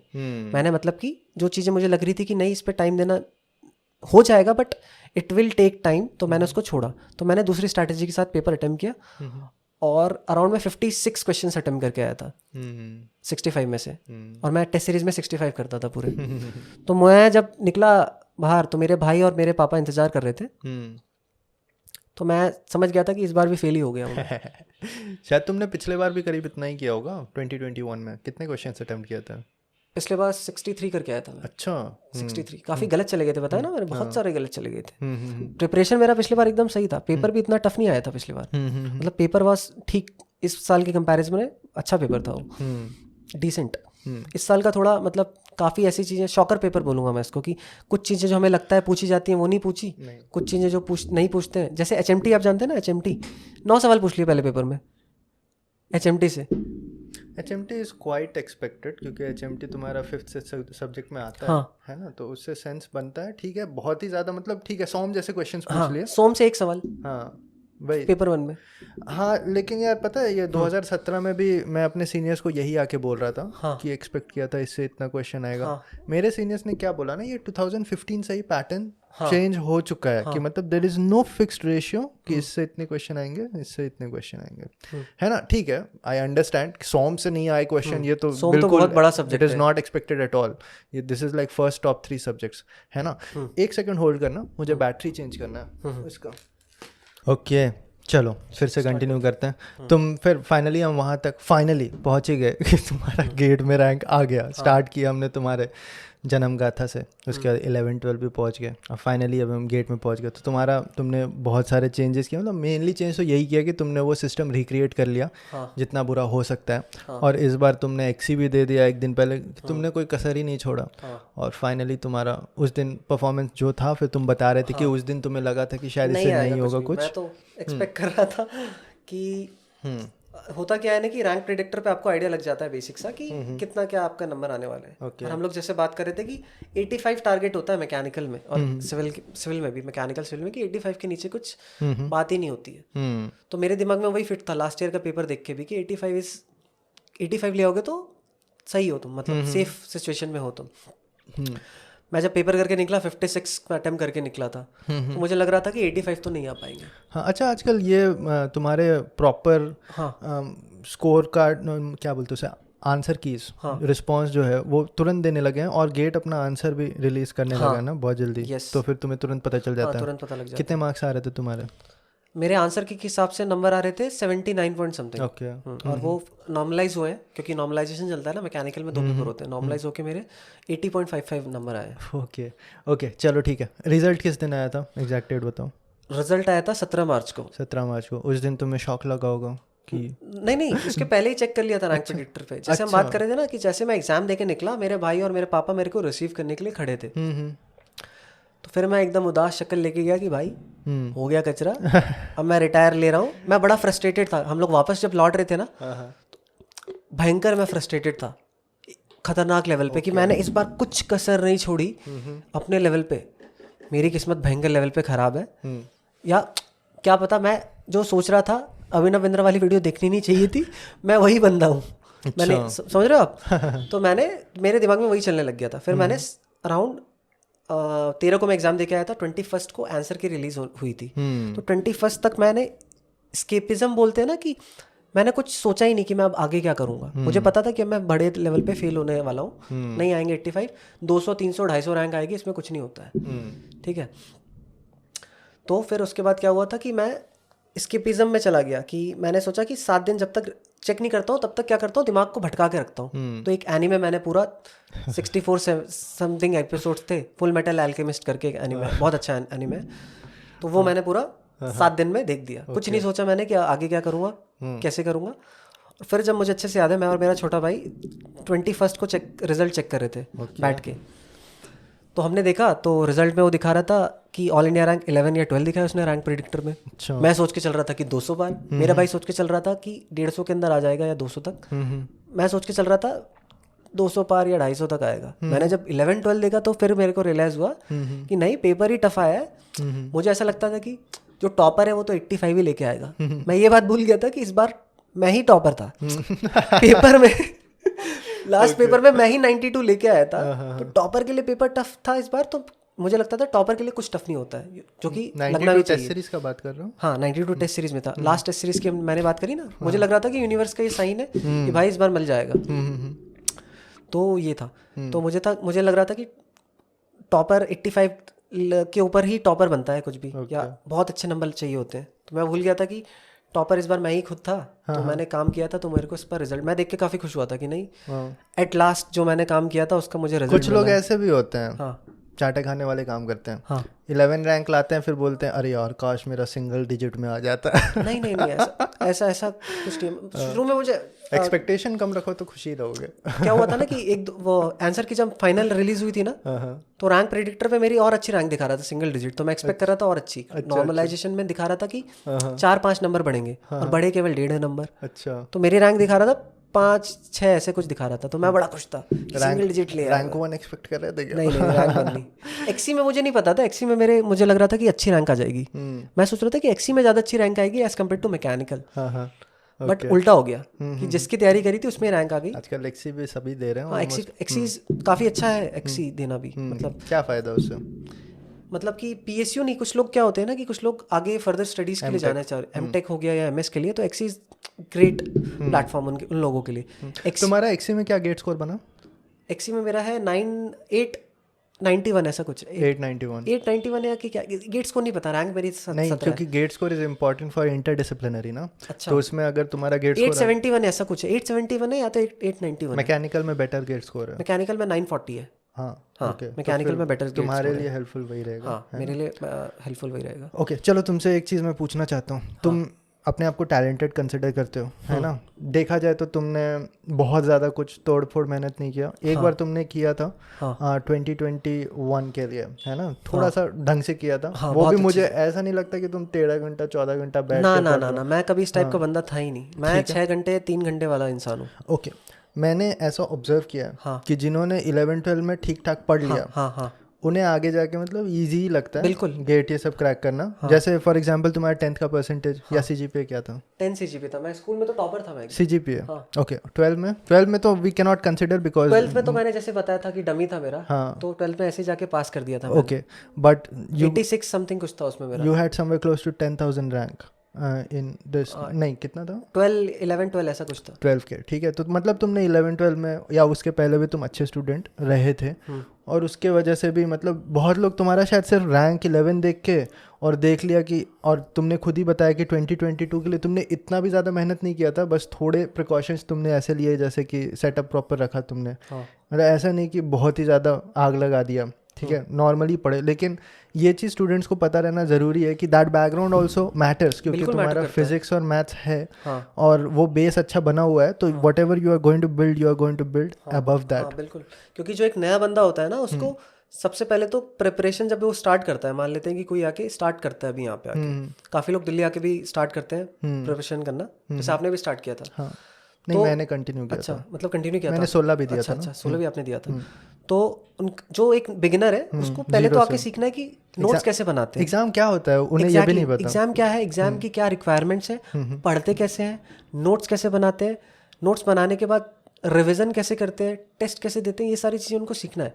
जो बंदा पहले ही एक टीनेज में ही अच्छी इंडिया लेवल की एग्जाम क्लियर करके बैठा है तो उसके पास थोड़ा तो स्लाइट एज तो होगा ही as compare to a normal guy. Syllabus completion क्या होता है, रिवीजन क्या होता है, हाँ, पढ़ना कैसे है, एक दिन में क्या प्रेशर होता है तुम्हारा एग्जाम के दिन, फिर एग्जामिनेशन हॉल में जाके क्या होता है, कैसे होता है, एक्सपेक्टेशंस इतनी होती है, फिर जाके एग्जाम देते हो तो क्या होता है। तो लेट अस से अ फ्रेश माइंड जिसने कभी जेई का भी तैयारी ढंग से नहीं किया, वी कैन ओनली से कि अगर तुम डायरेक्टली नेशनल लेवल का एग्जाम पहली बार दे रहे हो तो तुम्हें मेहनत बहुत ही ज़्यादा करना पड़ेगा, ज़्यादा करनी पड़ेगी as compare to a guy who is already from NITs और IITs. Yes, you have to make up for all you those have time. to make up for that. Yes, absolutely. ठीक है, चलो ये तो हमने क्लियर कर दिया। लेकिन कुछ लोगों को पता है क्या लगता है कि you have to be from IIT और NIT in order to crack exams like this. This is very wrong. कि मतलब ये एकदम ट्रू नहीं है। काफ़ी ऐसे लोग आपने देखा होगा कि बहुत बड़ी मतलब बहुत कुछ उखाड़ के बैठे होते हैं, प्लस वो अच्छे कॉलेज से नहीं होते, वो आते हैं, उनको थोड़ा टाइम लगता है सीखने के लिए, बट सीखने के बाद उनका और एक किसी भी कॉलेज से जो पास आउट हो उनका लेवल सेम ही है। कुलदीप भी काफी एवरेज सा कॉलेज से ही था और मैक्सिमम तुम्हें केसेस ऐसे ही दिखेंगे इसमें। क्योंकि जो अच्छे कॉलेजेस से होते हैं वो प्लेसमेंट के लिए चले जाते हैं, मैक्सिमम जो मेजॉरिटी क्राउड होता है they go for the placement. Okay, ठीक है, चलो ठीक है, रैंक 11 आया। कुछ तो बदल गया होगा, सब कोई कॉल वॉल कर रहे होंगे। कितने लोगों ने कॉल किया पहले दिन ये बताओ, और जैसे जैसे खबर फैलते गया कुछ जैसे कि मैं अपनी बात करूँ तो मैं उस टाइप का इंसान हूँ जो ज़्यादा चीज़ें शेयर करता नहीं हूँ। मतलब मैं चीज़ें अपने तक ही रखता हूँ, मतलब ज़्यादा शेयर करने में मैं बिलीव नहीं करता, कि मुझे नहीं लगता कि मुझे हर चीज़ पोस्ट करनी चाहिए। मतलब ये मेरा अलग तरीका है सोचने का। जो पोस्ट करते हैं वो भी सही है अपनी जगह पे। तो मैंने तो कहीं पे पोस्ट वगैरह किया नहीं था कि मेरी इतनी रैंक आई है। कुछ जो मेरे दोस्त थे ना जिनसे मैं अच्छे से बात करता था, जो मेरे कॉलेज के थे, तो उनको पता था कि मैं तैयारी कर रहा हूँ, तो उन्होंने पूछा था कि कितनी रैंक आई और क्या। वो थोड़े एक्साइटेड रहते हैं कि दोस्त का कितना रैंक आया, तो उनको मैंने बताया था। फिर कुछ लोगों को शायद बिलीव नहीं हुआ था, तो मैंने स्कोर कार्ड भेजा था। ये लो, कुछ मेरा कॉलेज में ऐसा बैकग्राउंड था कि मेरा केवल टॉप में करता था शॉर्टलिस्ट में, अटेंडेंस शॉर्टलिस्ट उसमें मैं टॉप पे रहता था, और नीचे से मैं था एकदम 5वें 6ठे नंबर पे आता हूँ मैं अपनी ब्रांच में। तो मैं इतना पढ़ने वाला था नहीं कॉलेज में, तो मैंने स्कोर कार्ड भेजा था उनको। फिर कुछ लोगों ने, फिर 1-2 लोगों को पता चलता है, तो लोगों के 1 से 2 को, 2 से 3 को, ऐसे लोगों को पता चलता है। फिर कुछ जो अच्छे दोस्त थे उन्होंने स्टेटस वगैरह डाल दिया था, तो इससे फिर काफ़ी लोगों को पता चला। तो मेरे को काफ़ी कॉल्स आ रहे थे, सब लोग तो यही पूछ रहे थे कि भाई तेरा रैंक कैसे आ गया, चीटिंग वीटिंग किया था क्या? ओके, सेमेस्टर एग्जाम थोड़ी है। सेमेस्टर एग्जाम नहीं है, एक रात पहले पढ़ के यहाँ पे भी तो बगल वाले का तो क्वेश्चन, हाँ बगल वाले का तो टॉपर वॉपर तो नहीं बैठा था बगल में। अच्छा, लेकिन पेरेंट्स ने ढिंढोरा पीट दिया होगा। हाँ, मेरे जो पापा हैं उन्होंने काफ़ी लोगों को बता दिया था। मतलब उनके लिए काफ़ी बड़ा वो ये था कि बहुत कुछ अचीव कर लिया है। हाँ, ओके, ठीक है। ये तो एक है कि अगल बगल जान पहचान वाले लोग का आ गया। काफ़ी कोचिंग इंस्टीट्यूट भी तुम्हें अप्रोच करने लगे होंगे। हाँ, काफ़ी मैंने क्या किया था कि इस बार मेरे पास काफ़ी समय था खाली, तो मैंने काफ़ी जगह से टेस्ट सीरीज़ ली थी। तो टेस्ट सीरीज़ का मैं स्टूडेंट था काफ़ी कोचिंग इंस्टीट्यूट का, तो जिनसे भी टेस्ट सीरीज़ मैंने ली थी उन्होंने अप्रोच किया था। कैसे, वो तुम्हारा स्कोर कार्ड ले लेते हैं क्या पहले? नहीं, होता क्या है ना कि जब आप तुम्हारा रजिस्ट्रेशन नंबर कुछ नहीं, जब आप रैंक प्रेडिक्टर पे जाके चेक करते हो ना, तो you have to give your phone number. ओहो, ठीक है। रैंक प्रेडिक्टर पे जब फ़ोन नंबर आप देते हो तो उनके पास सब चला गया ना। होता क्या है कि आप रैंक प्रेडिक्टर पे जाके आपको IIT रिलीज़ करता है आपका वो क्या बोलते हैं उसको, रिस्पॉन्स शीट। रिस्पॉन्स शीट का आपको लिंक पेस्ट करना होता है इनकी साइट्स पे। तो वो रिस्पॉन्स शीट की साइट पे, इनकी साइट्स पे जब आप जाके रिस्पॉन्स की पोस्ट करते हो, उसके थ्रू इनको ये पता कर लेते हैं कि कितने नंबर आ रहे हैं, और जो इनका डेटाबेस होता है। ले लिया यार, ये तो पर्सनल। आपको नहीं पता था ये? हमारे टाइम पे क्या होता था ना, जैसे तुमने कोई टेस्ट सीरीज लिया, ठीक है, तो उसमें 12 फुल लेंथ टेस्ट सीरीज होते थे। आखिरी के 4 जो होते थे ना, वो तभी वो अलाउ करते थे अगर तुम अपना रजिस्ट्रेशन नंबर डालते। बस इतना ही होता था। हमारे टाइम पे बिल्कुल रैंक प्रेडिक्टर कोई भी नहीं देखता था। अभी मैं देख रहा हूँ कि ऑलमोस्ट सभी कोई चेक कर रहे हैं। लेकिन ये तो बहुत ही ज्यादा यार, तुम्हारा रिस्पॉन्स शीट भी ले लिया, उसमें तो सारा इन्फॉर्मेशन चला गया तुम्हारा। तो रिस्पॉन्स शीट जब ले रहा है सामने वाला, तभी तो मेरे को रैंक प्रेडिक्ट करके बता रहा है। रिस्पॉन्स की मतलब कि आपने किस ऑप्शन का क्या आंसर मारा है। हाँ, लेकिन अगर वो चाहते तो वो तुम खुद भी फिल कर सकते थे ना, विदाउट सबमिटिंग। तुम खुद भी बता सकते मेरा रिस्पॉन्स इसमें ये है, क्वेश्चन नंबर 2 में ये है। तो उसमें भी वो प्रेडिक्ट बड़ा हेक्टिक प्रोसेस हो जाता ना। वो ये कर सकते थे कि फोन नंबर ना ले मेरा। मतलब कि रिस्पॉन्स शीट में कुछ इन्फॉर्मेशन नहीं रहता, रजिस्ट्रेशन नंबर एंड ऑल, कुछ तो रहता होगा छोटा। हाँ, रहता है। वो फ़ोन नंबर एक्स्ट्रा इन्फॉर्मेशन लेते हैं so as to contact you, कि जब दिखेगा कि तुम्हारा नंबर अच्छा आ रहा है तो वो उनकी तरफ से फ़ोन आएगा।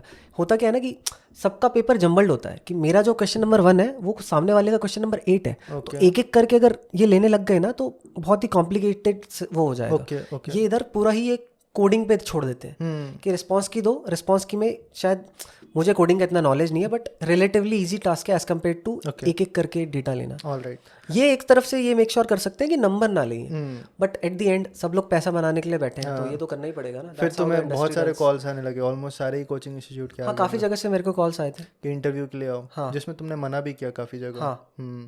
ओके, तो फिर मतलब कैसा, ये मुझे तो एक्सपीरियंस नहीं है बिल्कुल, लेकिन क्या तुम्हें किसी ने पैसे वैसे भी ऑफर किए कुछ करने के लिए, मतलब अपने तुम्हारा नाम छापने के लिए? नहीं, ऐसा तो पैसे तो किसी ने ऑफर नहीं किया मुझे। ओके, लेकिन ऐसा होता है, तुम्हें हाँ, पता ऐसा होगा। होता है, इसके लिए शायद रैंक अच्छी चाहिए होती है। You have to be in top 5 at least. मेरा एक दोस्त था, मेरे से सबसे पहला सवाल यही, कुछ नहीं कि रैंक वैंक आया, कुछ नहीं, कितने पैसे मिले भाई? तुम तो 2 बार रैंक 1 ला चुके हो, रैंक 11। मैंने पता है क्या हुआ था, इसका रैंक 11 का भी एक वो है। मैंने, मेरे पास एक वाइट बोर्ड है बहुत बड़ा सा, मतलब मैंने एक जगह पे पढ़ा था, और मैं किताब भी पढ़ता हूँ, तो एक चीज़ होती है मैनिफेस्टेशन बोलते हैं, कि जो तुम्हें चीज़ चाहिए होती है you right it. Law of attraction. हाँ, लॉ ऑफ अट्रैक्शन, एग्जैक्टली। कि जो चीज़ तुम लिखते हो और उसके बाद तुम रोज़ काम करते हो और अपना एफर्ट डालते हो, एंड यू तुम अपने प्रोसेस सही तरीके से एग्जीक्यूट करते हो, ठीक है, तो फिर लिखने के बाद बिलीव करना और प्रोसेस एग्जीक्यूट सही तरीके से करना, तो वो चीज़ें मिल जाती है। तो मैंने लिखा था कि all India rank 1 XE and all India rank 1 ME, ठीक है। तो 1 की जगह मुझे 01 लिखना चाहिए था। ओके। तो जो ऊपर वाला है शायद उसको लगा होगा कि इसने सही से लिखा नहीं है, मतलब 101 आ जाता तो हाँ कि मुझे 0101 लिखना चाहिए। तो ऊपर वाले ने थोड़ा मुझे बख्श दिया कि अच्छा, 1 और 1 दोनों का पकड़ के 11 but you really believe in law of attraction? मेरा सिंपल ये माइंडसेट अब बन गया है कि कोई चीज़ अगर मैं चाहता हूँ तो मैं उसके बारे में सोचूंगा, ठीक है, और अगर मैं अपने प्रोसेस एग्जीक्यूट सही से करता हूँ और अपनी तरफ से मैं बेस्ट एफर्ट लगाता हूँ, तो मैं वो चीज़ अचीव कर सकता हूँ। मेरा अब तो ये बन गया है, क्योंकि मैंने लास्ट ईयर मेरा जो था ना कि मैं एक चीज़ के कारण फेल कर गया था, एक सिंपल छोटी सी चीज़ के कारण, तो इस बार मैंने बिलीव किया और जाके काम किया, तो मुझे रिजल्ट्स मिले। तो ये नहीं है कि रैंक 11 लाने के बाद दुनिया बदल गई, लेकिन ये हो गया मेरे दिमाग में फिट हो गया कि अगर कोई चीज़ मुझे अचीव करनी है तो बस मेरा उसको चाहना ज़रूरी है। Don't you think it is superstitious? नहीं, सुपरस्टिशियस तो वो होता है ना कि आप कुछ चीज़ें आपको किसी तरीके से ही करनी होती है। नहीं, मतलब there is no actual physical और mathematical proof to it, but मुझे ये करना चाहिए तो मुझे रिजल्ट मिलेगा, even though it has no relation with the effort you are putting. इसके ऊपर ऐसी चीज़ें होती है, कुछ लोग बोलते हैं कि यूनिवर्स बेसिकली 2 चीज वाइब्रेशंस और इसके ऊपर चलता है कि जब तुम अच्छा या अच्छा कुछ सोच रहे हो या यूनिवर्स से तुम बार बार अच्छी चीज़ें मांग रहे हो तो तुम्हारा उसके साथ फ्रीक्वेंसी मैच हो जाता है, ऐसे करके ब्ला ब्ला ब्ला। इतना मुझे आइडिया नहीं है, बट ये है कि लिखने से काफ़ी फ़र्क पड़ता है कि जो तुम्हें अचीव करना है अगर तुम उसको लिख लेते हो तो थोड़ा सा फ़र्क पड़ता है। मतलब ऐसा नहीं है कि लिख लोगे तो वही हो गया। No, I'm just questioning it क्योंकि मैंने भी इसे स्टडी किया है। रॉन्डा बर्न का बुक है ना सीक्रेट, वो मैंने पूरा पढ़ा है, ठीक है। देयर वाज वन टाइम जब मुझे इस पे ट्रस्ट भी था, करीब 3 साल मैंने मुझे लगता था कि ये सही है, but then I give up somewhere in 2016 और 17, ठीक है। But I do not think कि जो इसे फॉलो करते हैं इट इज़ रॉन्ग और something. What I believe is that it works for some people, it does not work for some people. मैं भी इसमें पूरा फर्म बिलीवर नहीं हूँ मैं इस बात का। मैंने क्या किया था, जो रोगन के पॉडकास्ट में मैंने देखा था, या मैंने एक जगह करके किसी का यूट्यूब चैनल भी है, 2 बंदे ने इसे अच्छे से डिस्कस किया है, एक जो रोगन ने किया है और एक गैरी वेनरचक ने अगेंस्ट किया है। दोनों ने इसके अगेंस्ट किया है, which made some sense to me, जिसकी वजह से शायद कहीं ना कहीं माइंड में रह गया होगा, ओवर टाइम मैंने छोड़ दिया। लेकिन ठीक है, मतलब एकदम कुछ लोग बहुत ही अलग लेवल पे चले जाते हैं यार। दे मेंटेन अ बुक जहाँ पे वो पिक्चर पोस्ट करते हैं, they visualize, like they sit down for 5 to 10 minutes और समटाइम्स आवर्स। ऐसा ही चैनल एक कॉजी जौहिर करके एक है चैनल है, यूट्यूब चैनल, वो केवल बंदा यही सिखाता है। ओह नहीं, ऐसे बहुत चैनल है भयंकर। एक इंडियन का भी चैनल है, मैनिफेस्टेशन के ऊपर ही पूरा बनाता है कि एक बंदे ने मैनिफेस्ट कर करके ही BMW खरीद लिया। मुझे समझ नहीं आता है। There are some things, there is a like fine boundary where you keep in touch with the reality. हाँ, बिल्कुल है ना। मतलब तुम बस सोचते ही रहोगे तो पता है वो लोग, बहुत लोग इसमें डिप्रेस भी हो जाते हैं कि यार मैंने तो बहुत ही बिलीव किया था, बहुत ही सोचा था, फिर क्या हुआ। और the other problem is that अगर नहीं हुआ तो दे थिंक मैंने अच्छा से बिलीव नहीं किया होगा। मतलब instead of looking at what mistakes you made, जैसे तुमने बोला कि मेरा प्रॉपर सिस्टम में अटैचमेंट नहीं था, मुझे उसे फिक्स करना है, दिल से अगली बार और अच्छा बिलीव करूंगा। That is a problem. इन्होंने सोच लिया है कि bigger task is to write something and believe in that. Bigger task वो नहीं है। बिलीव मतलब ये होता है कि आपने एक बेसिक सेट कर लिया पहले, उसके हिसाब से अब जितना बड़ा आप गोल लेके चल रहे हो, एफर्ट्स दो चीज़ें होती है, या तो आप गोल बड़े रखते हो तो एफर्ट्स आपके इतने हैं, तो आप गोल यहाँ है तो एफर्ट्स को यहाँ ले जाओ, सेकेंड इज की आपका एफर्ट यहाँ पे और गोल यहाँ पे, तो गोल को नीचे ले आओ। तो ये लोग वही करते हैं कि ये लोग सोचते हैं कि इस एफर्ट से ये वाला गोल पकड़ ले, मतलब ये यहाँ तक पहुंच जाएंगे, ऐसा नहीं है। तो मैं करता था कि मैंने लिख लिया है ताकि मेरे को आइडिया रहे कि मैं बहुत बड़ा गोल लेके चल रहा हूँ। दैट इज लाइक उसके हिसाब से मेरे लॉजिकली आल्सो करेक्ट कि you get an idea that what is your goal. Some people need like constant motivation that this is my goal, this is what I want to do. So in some level subconsciously like mind में क्या चलता है ये तो there's no proper understanding of that, but to some extent it helps. सामने तुम्हें भी board दिख रहा होगा, these are the things that I want to do, है ना? अच्छा, तो these are nothing but tasks. हाँ, these are just tasks, है ना, जो I want to do. But this helps me to achieve those tasks. That तुम्हें जो topics दिख रहे हैं those are the video topics that I want to make video on. या फिर तुम्हें वहाँ nuclear science लिखा हुआ दिखेगा गंदे handwriting में, वो इसलिए क्योंकि because I have to do more research on plutonium based reactors, ठीक है? तो that is why I've written that. But तुम अगर rank 1 लिख रहे हो तो in some sense that also feeds on the background कि this is my goal right now, this is what I'm working for. इससे काफ़ी नेगेटिव भी पड़ सकता है, पता है? काफ़ी लोगों के साथ होता है ना कि रैंक 1 लेके चलते हैं और उसके हिसाब से फिर काम चीज़ें नहीं मिलती हैं, तो फिर पूरा दुनिया से ही विश्वास उठ जाता है। तो ये भी बहुत गलत है, मतलब पूरा भी ऐसे बिलीव नहीं करना चाहिए। काफ़ी लोगों को मैंने देखा है कि सारे चीज़ें, क्योंकि 10 ही रैंक फिक्स है, रैंक 1 फिक्स है, एक ही बंदे को मिलना है। रैंक 11 दो है वैसे। हाँ, रैंक 11 इस बार एक और बंदा लेके आया। बहुत सारे होते हैं, चलो ठीक है, I get the point, sorry. हाँ बोलो। तो वही है। ओके, ठीक है यार, मतलब there is a very fine line when you walk in this between superstition and proper motivation, है ना, that is to be taken care of. Rest तुम्हारा बिलीफ इज वेरी स्ट्रॉन्ग। अगर तुमने पूरे लॉ ऑफ अट्रैक्शन पे भरोसा रख लिया, भगवान पे पूरा भरोसा है, तुम्हें खुद पे भरोसा ही नहीं है, हो गया कहाँ? हाँ, सही बात है। भगवान, मतलब मैं इतना वो बिलीव नहीं करता हूँ इसमें चीज़ों में, मतलब लॉ ऑफ अट्रैक्शन भी मैं नहीं कहूँगा, मैं ये सिंपली बोलूँगा लॉ ऑफ अट्रैक्शन शायद मुझे बोलना भी नहीं चाहिए था, क्योंकि मैंने इतना सोचा नहीं, मैंने बोला था। मैंने लिखा था वहाँ पे ये मेक श्योर करने के लिए कि भाई मेरा गोल काफ़ी बड़ा है, तो जब भी मैं इस तरफ देखूँ और मैं कम मेहनत कर रहा हूँ एटलीस्ट, या कुछ भी गलत कर रहा हूँ कि जो मुझे नहीं करनी चाहिए, तो मेरे को दिमाग में एक मतलब वो मिल जाए, एक नोटिफिकेशन कि भाई गोल बड़ा लेके चल रहे हो, काम भी उसके हिसाब से होना चाहिए। Also there's like a devil's advocate I'm playing over here. A lot of times people want to believe what they want to believe. मतलब उसने 10 चीज लिखा होगा, एक अचीव हो गया तो उसने बोला मैंने लिखा था इसलिए 9 नहीं अचीव हुआ, वो नहीं देखेंगे वो, है ना। I'll give you a very simple example. मैंने बताया था पहले मैं इस पे बिलीव करता था, तो मेरा जो कॉलेज का रूम था ना, वहाँ पे वॉल पे लिखा हुआ था Indian institute of technology Bombay, क्योंकि उस टाइम पे मेरा वो गोल था एमटेक के लिए। हाँ, और the tagline of IIT Bombay is ज्ञानम परम ध्येयम, ठीक है, वो भी लिखा हुआ था, ठीक है, क्योंकि that is my goal and I believed in this, ठीक है। 2 years later I left it all, ठीक है, मेरे को बिल्कुल भरोसा नहीं है manifestation and all that, and I got selected in IIT Bombay in 2017, ठीक है। तो दैट इज गुड। अब मैं ये भी देख सकता हूँ कि अरे मैंने वहाँ लिखा था इसलिए, अबे वो तो मिट भी गया होगा अभी तक। तो डिपेंड्स कि तुम उसे कैसा देखना चाहते हो, है ना। तो it is completely your mind playing games which nobody has understood, correct. हाँ। इसमें और तुम कुछ बोलना चाहते हो? नहीं, ये मतलब टॉपिक हमने पूरा डिस्कस कर ही लिया है मोर और लेस। ये वाला जो लॉ ऑफ अट्रैक्शन था, पहले ज़्यादा इन्फॉर्मेशन मेरे पास ज़्यादा नॉलेज है भी नहीं, तो मैं ज़्यादा बोल भी नहीं सकता इसके ऊपर।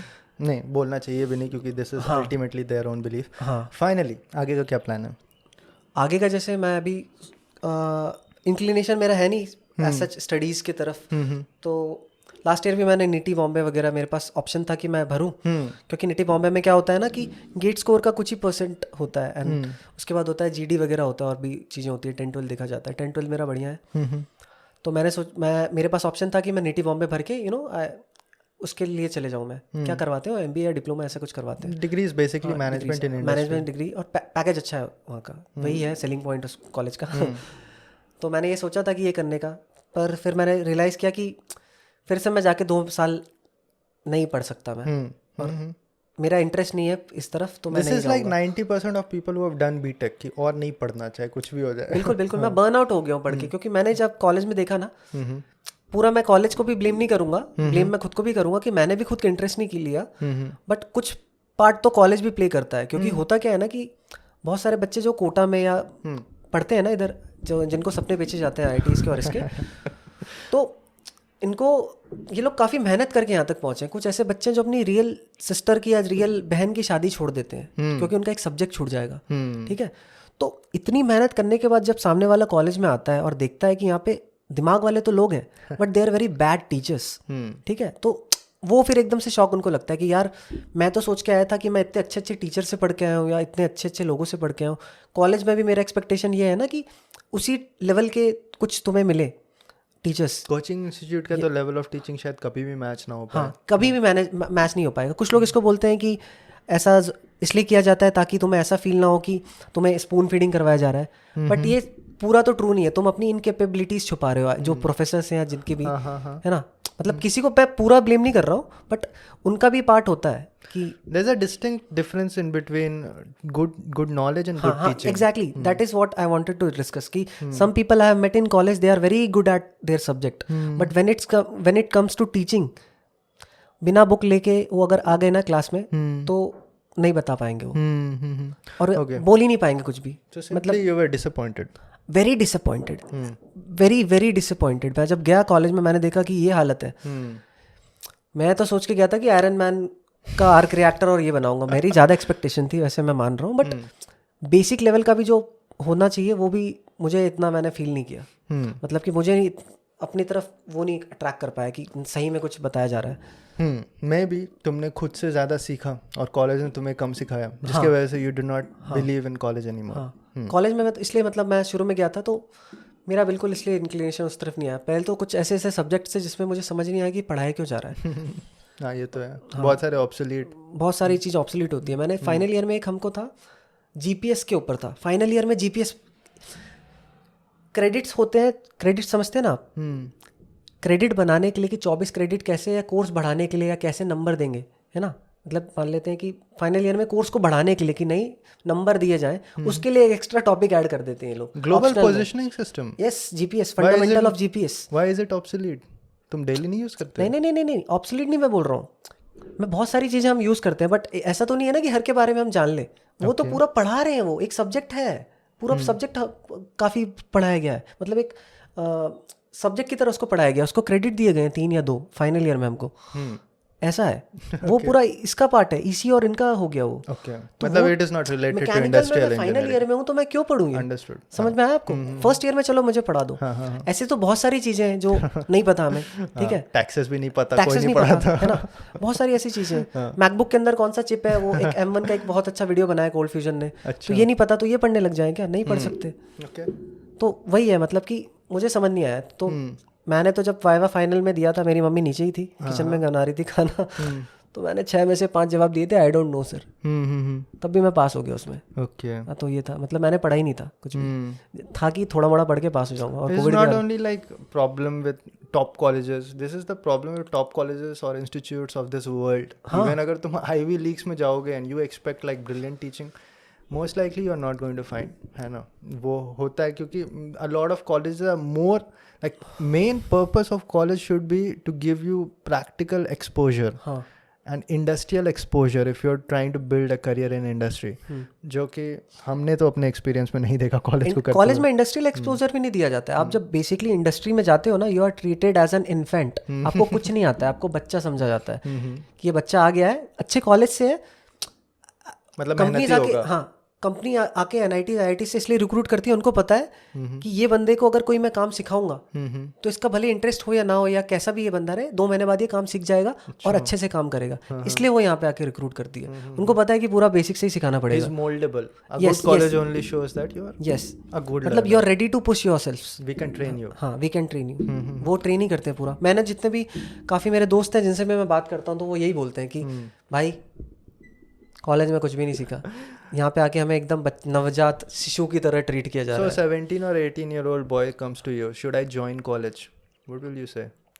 आजकल की अगर मैं दुनिया देखूँ, अपनी मुंडी इधर उधर मैं घुमाऊँ, तो मैं तो बोलूँगा कि उसको नहीं ज्वाइन करना चाहिए कॉलेज, क्योंकि आजकल कंपल्सरीली नहीं, मतलब without asking few questions। नहीं, पहले तो कुछ अगर मैं रिकमेंड कर रहा हूँ तो मैं अच्छे से उससे इन डेप्थ नहीं, बच्चा आया, उसने सीधा यही पूछा, भैया मुझे कॉलेज ज्वाइन करना चाहिए कि नहीं? नहीं तो उसके मतलब पहले पूछूंगा कि What will गोल्स you क्या है, क्या क्या करना चाहता है लाइफ में. I want to join as an engineer in some heavy factory like क्यों lathe, इंजीनियर बनना है? because growing up I was raised near a factory. मैं कभी कभी कूद के अंदर घुस जाता था, मशीन्स बहुत अच्छे लगते हाँ थे. तो ज़रूरी नहीं है ना कि मतलब कॉलेज में ही जाके वो सारी चीज़ें सीखी जा सके, लेकिन अगर किसी का इंजीनियरिंग के फील्ड में इंटरेस्ट है ही तो फिर वो जा सकता है. कुछ लोग होते हैं जिनको पता नहीं होता है. ये मेजॉरिटी सेक्शन है इंडिया, मतलब अगर इंडिया की मैं बात करूं तो मेजॉरिटी लोग तो ऐसे हैं जिनको पता ही नहीं होता है कॉलेज में क्यों जा रहे हैं. Okay, second case. हाँ. भैया मुझे कॉलेज ज्वाइन करना चाहिए. मतलब पता नहीं है कि क्या करना है. वैसे भी कैसे ही पता होता है किसी को 16 साल जॉब चाहिए, 22 साल के एज में जॉब चाहिए, कुछ कमाओ, इंडिपेंडेंट हो जाऊं. तो rather than going for college उसको स्किल में इन्वेस्ट करना चाहिए जितना, अगर उसको लेना देना ही नहीं है कि कॉलेज मतलब आप क्या पूछ रहे हो, मतलब मैं एग्जैक्टली सवाल नहीं पूछ रहा. Engineering best example. सबसे ज्यादा कॉलेज तो किस में जाते हैं? इंजीनियरिंग में. हाँ इंजीनियरिंग में जाते हैं. Other examples but let us take the majority. कैसे स्किल्स डेवलप कर सकता है एक 18 साल का बच्चा? उसको तो पहले देखना चाहिए कि उसका इंक्लिनेशन किस तरफ है. मतलब फिर वो वाली जैसा बात तुमने बताया किसी को कुछ पता ही नहीं है उसे क्या करना. वही है ना. अब ये वही लूप बन गया है, ये पैराडॉक्स टाइप बन गया है कि अब क्या करें. जैसे यूएस में क्या होता है ना, हाई स्कूल के बाद अगर उन्हें समझ में ही आता, they go for a drop, they go for like normal jobs. काफी वहाँ पे नॉर्मल है ये. कुछ लोग घूमने निकल जाते हैं वो तो रिच पीपल जिनके पास घूमने का बहुत कुछ पैसा. लोग ऐसे ही काम करते हैं, कहीं मैकडोनल्ड्स में या कहीं पे भी लग गए. ठीक है. And then they try to find out like what are they interested in. So छोटे छोटे काम, कोई भी काम ऐसा कुछ नहीं है, जो भी तुम्हें इनकम सपोर्ट कर रहा है ठीक है, कर लिया. उसके बाद यू फाइंड आउट ओके मुझे ये करना है. एक तो बंदे से मैंने बात किया था, he went to Europe. He was originally from America only, but वहाँ पे उसका बहुत हद तक एजुकेशन हुआ था. फिर यूरोप में किसी कंट्री का नाम बताया था, नॉर्थ यूरोप में. अच्छा. वहाँ पे उसका मतलब फर्दर हायर एजुकेशन वहाँ हुआ था. फिर उसने कुछ साल ऐसे किया, उसके बाद उसने बीटेक किया था शायद. उसके बाद उसे वो भी सही नहीं लगा, ड्रॉप आउट किया. Then he joined flight school.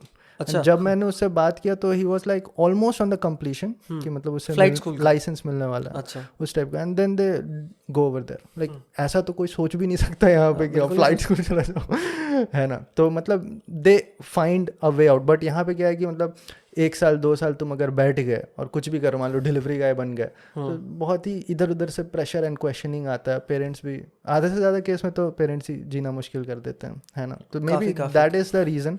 But maybe if you are looking for a forward thinking youth, तो maybe you will tell them that skill पे इन्वेस्ट करो. सिंपल तो मेरा ये रहेगा. आजकल तो गेमिंग करके लोग पैसा कमा रहे हैं. Okay, but before investing in skill you have to find out what skill you have to work on.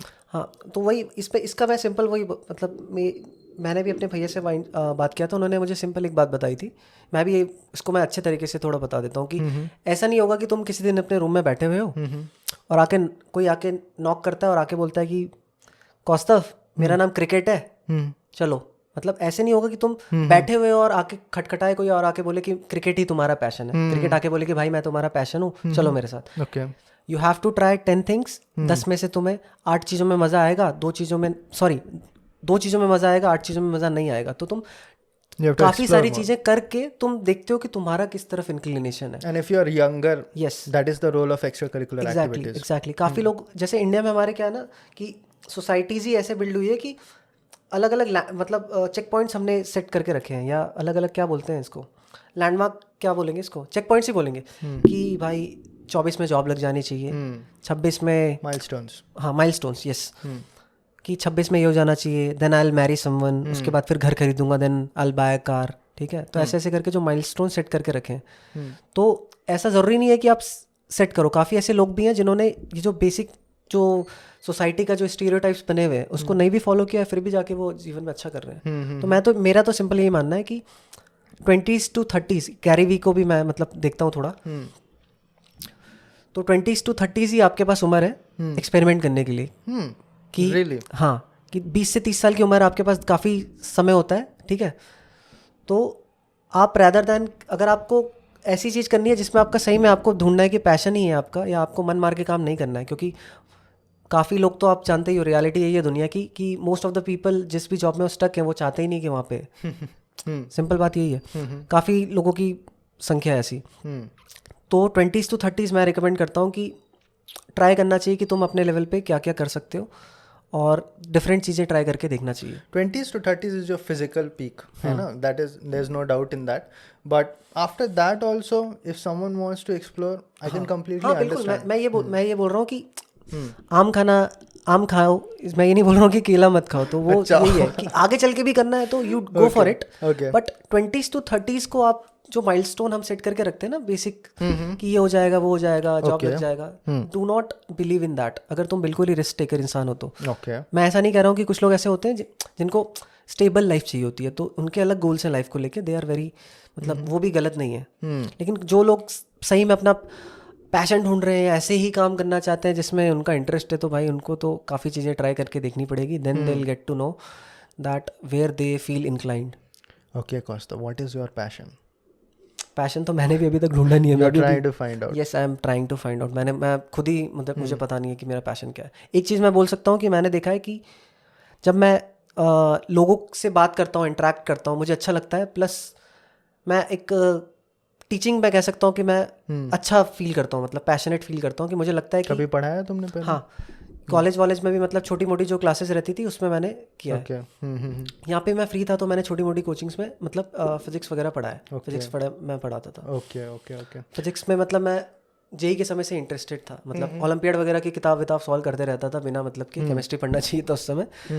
तो मैंने ये किया, तो इसमें मेरे को सही में इंटरेस्ट लगता है कि मैं ये काम कर सकता हूँ rather than other things. Okay, kind of the last question, then will wind up. तुमने बहुत ही सारे यूट्यूबर्स का नाम ले लिया यार, पिछले 1 से 2 घंटे में बहुत ही सारे यूट्यूबर्स का नाम ले लिया। काफ़ी कंटेंट मैं कंज्यूम करता हूँ, काफ़ी। That is where I was getting at, like how have you turned this consumption of content over YouTube into such a positive thing? क्योंकि बहुत लोग इसमें टाइम भी बहुत ज़्यादा वेस्ट करते हैं। अच्छा, मैंने तो स्टार्ट किया था ये कंजम्पशन पहले, मतलब मुझे क्वेश्चन समझ में नहीं आया। मतलब देखो यार, YouTube has become an addiction these days, है ना? ये क्वेश्चन मुझे बहुत ही ज़्यादा आते हैं। मैं तो YouTube खोलता हूँ, 2 घंटे निकल गए। अच्छा, मैं समझ गया है ना? And there are 2 types of content. One is like productive, and another one is entertainment. Second is the recreational one, कि जो तुम अपने दिमाग को थोड़ा लाइट करने के लिए या चिल मारने के लिए करते हो। तो फिर मतलब what kind of content do you consume? मैं तो काफ़ी चीज़ें कंज्यूम करता हूँ, मतलब यूट्यूब भी मैं देखता हूँ, मैं काफ़ी टीवी सीरीज भी देखता हूँ, और भी चीज़ें मैं देखता हूँ काफ़ी, जैसे कि यूट्यूब तो मैं देखता हूँ, टीवी सीरीज भी देखता हूँ, एनिमेज भी मैं देखता हूँ काफ़ी। That is not YouTube, that is website, some website, ठीक है? यूट्यूब का आई एम टॉकिंग यूट्यूब, बिल्कुल एकदम स्पेसिफिक, यूट्यूब स्पेसिफिक। तो इसमें तो मैं ये बोलूँगा कि आपको पता होना चाहिए कि जब यूट्यूब का, जब लोगों पे जाके क्लिक कर रहे हो तो आपका मेन गोल क्या है, कि यूट्यूब के ऊपर आप क्यों क्लिक कर रहे हो, कि पता होना चाहिए कि अगर आप या तो रिक्रिएशनल पर्पस के लिए जा रहे हो तो एक काम कर सकते हो कि छोटा सा टाइमर या वगैरह या कुछ सेट कर लो, तो इससे आप बच सकते हो before getting into the app. और अगर आपका दूसरा है, जैसे मैं करता था, तो मैं सोच के जाता था कि मेरे को क्या देखना है। जैसे मेडिटेशन की अगर मैं बात करूँ तो मेरे को देख के काफ़ी, मतलब मैं जब मुझे लगता था कि मेरे पास कुछ करने के लिए नहीं और मुझे कुछ देखना चाहिए या मुझे कुछ ऐसा सीख लेना चाहिए, तो मैं जाके वहाँ पे सीख लेता था। तो ये करता था मैं। ओके, और देखो कुछ सीखना भी है। देखो Veritasium is like very scientific channel, most of its videos are very scientific, तो उसमें तुम कुछ ना कुछ सीखोगे। There are some channels which gives you to a huge aspect, like inclined towards psychological, like productivity and all. In that also there are a lot of YouTubers, you must be knowing about that. ठीक है, तो फिर like how do you consume those? Like you have to have a very firm mindset yourself that मैं इससे अपना फ़ायदा कैसे निकालूं, है ना? और हर चीज़ उसका बोला हुआ मैंने फॉलो कर लिया तो भी डूब जाऊंगा। एग्जैक्टली, सिंपल स्ट्रैटेजी मैं फॉलो करता हूँ। मैंने मतलब किताब पढ़ के ही सीखा ये, मतलब श्वेताब गंगवार करके एक वो है चैनल है, तो उससे मैंने काफ़ी चीज़ें सीखी है। तो उनकी किताब मैंने पढ़ी है, तो उसमें बहुत अच्छी एक चैप्टर ही है इसके ऊपर कि एडमायर बट नेवर फॉलो, कि मेरा भी यही माइंडसेट मतलब मैंने बना लिया। जब मैंने पढ़ा था मुझे काफ़ी अच्छा लगा कि कनेक्टेड। बहुत सारी ऐसी चीज़ें जो मैंने किताब में पढ़ी उससे मैं नहीं मतलब कनेक्ट कर पाया, कि मुझे नहीं लगा कि ये ठीक है। तो काफ़ी ऐसी चीज़ें, तो वही है कि आप देखो कि इस बंदे से आप क्या चीज़ें उठा सकते हो, और फिर आप सारी अच्छी चीज़ें काफ़ी बंदों से उठा लो। तो किसी को कभी आप भक्त मत बन जाओ, आप एडमायर करो उसको, और फिर फॉलो किसी को भी नहीं करना चाहिए। और ये रही बात इसकी कि काफ़ी लोग जो लॉस्ट हो जाते हैं ना यूट्यूब में जाके, तो मैं तो कहूँगा कि अगर आप यूट्यूब पे जा ही रहे हो तो आपका पहले तो गोल क्लियर होना चाहिए कि किस चीज़ के लिए आप जा रहे हो, रिक्रिएशनल के लिए जा रहे हो या किसके लिए। मेरे पास, जैसे मैं अगर अपनी बात करूँ, मेरे पास काफ़ी समय बचता था, मैंने पिछले साल अच्छी तैयारी कर ली थी, तो मैं तो सीखने के लिए जाता था। मैं 3-3 घंटे भी 4-4 घंटे भी मैं यूट्यूब देखा हूँ, मैं 2.5-3 घंटे के भी कुछ ऐसे लाइव पॉडकास्ट होते हैं, जैसे उसकी मैं बात करूँ, शताब गंगवार की मैं बात कर रहा था, मैंने 3-3 घंटे के भी मैंने देखे हैं, 2x पे देखता था मैं। देखते थे? हाँ, 2x पे yes। कभी लाइव नहीं देखा, लाइव मुझे लगता था काफ़ी स्लो चल रहा है, मतलब पॉडकास्ट कंजम्पशन तो बेस्ट है कि तुम ऑडियो में सुन लो, नहीं क्योंकि तुम वो डिपेंड करता है कि जैसे मैंने इसमें स्टार्ट किया, मैंने ऑडिबल वगैरह भी सुनने की कोशिश की है, बट मुझे बुक पढ़ना ज़्यादा अच्छा लगता है। Audio books are very difficult but podcast are something. Podcast भी मैंने जैसे जो रोगन का स्पॉटिफाई पे आ गया ना, जो रोगन का इस पे नहीं डलता है, हाँ JRE क्लिप्स डलती है छोटी छोटी सी, पूरा पॉडकास्ट अब स्पॉटिफाई पे डलता है, डील हुई है। तो मैंने ट्राई किया था इसका भी, तो मुझे लगता है कि जब तक सामने वाले को मैं देख नहीं रहा हूँ और मैं उसको एक्सप्रेशंस उसके मैं फील नहीं कर पा रहा हूँ, तब तक मुझे समझ में नहीं आता है। ठीक है, मतलब सुनना डिफरेंट लोगों के लिए डिफरेंट रह सकता है, ये समझ सकता हूँ। हाँ, तो मैं इससे मुझे लगता है कि देख के मैं ज़्यादा फील कर सकता हूँ, हाँ, मतलब चीज़ समझ सकता हूँ। Okay Kaustav, thank you for explaining all that. अच्छा, एक चीज़ मेरे को आपसे पूछनी थी कि ओके, मैं सोच के आया था घर से नहीं, मतलब काफ़ी पहले से, कि चैनल का नाम मैं पूछ रहा था कि टॉर्क 4712 कैसे रख दिया यार। ये भी मेरा, जब मैं JEE का तैयारी कर रहा था, तुमने तो फिर भी बहुत ज़्यादा तैयारी कर लिया। मैं तो लास्ट बेंच में बैठता था कोचिंग इंस्टीट्यूट के, ठीक है, तो मेरे बहुत सारे दोस्त बन गए थे और मैं वीडियो गेम्स बहुत ही ज़्यादा खेलता था, मतलब कैसेट के टाइम से। अच्छा, वो वाला जो होता है मारियो वगैरह। हाँ, पहले तो मतलब बहुत पहले किसी दोस्त के घर पे कंप्यूटर है तो डेव, प्रिंस, छोटे छोटे गेम आते थे, देखा तुमने 8-बिट गेम्स? हाँ, समझ गया। वो कैसेट लगाने वाला ना? नहीं, पहले कंप्यूटर में भी आते थे। अच्छा, डेव करके एक गेम आता था, बिल्कुल 8-बिट का रहता था। अच्छा, तो मतलब खोज के किसी घर पे जाके खेल लिया, फिर थोड़ा घर वालों ने बोला चलो ठीक है इसके लिए खरीद देते हैं, तो वो कैसेट वाला था, तो वो करीब समझ लो सेगा वेगा का आता था, सेगा करके एक ब्रांड था उस समय, सभी लोग, हाँ शायद सेगा ही था एक, हाँ, तो मतलब शायद 3rd-4th स्टैंडर्ड में मिल गया होगा, तो उस टाइम से मैं खेलता। कॉन्ट्रा वगैरह ना? हाँ, कॉन्ट्रा खेला होगा, सुपर कॉन्ट्रा रहता था, मारियो रहता था, है ना, बहुत सारे गेम है।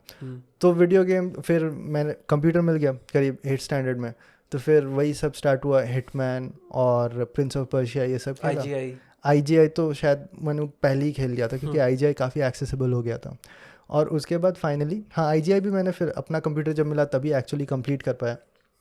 और उसके बाद फिर ग्राफिक्स कार्ड लग गया, तो फिर स्काईरम आ गया, GTA आ गया। अच्छा। तो मतलब अभी भी तुम मेरा लैपटॉप वो जो है ना पीछे, उसमें तुम्हें कम से कम 3 से 4 गेम मिलेगा। अभी मैं हिटमैन, हाँ अभी मैं हिटमैन 2 खेल रहा हूँ, कंप्लीट कर रहा हूँ, फिर 3 भी खेलूँगा। तो मैं गेमिंग में बहुत ज़्यादा हमेशा से रहा हूँ।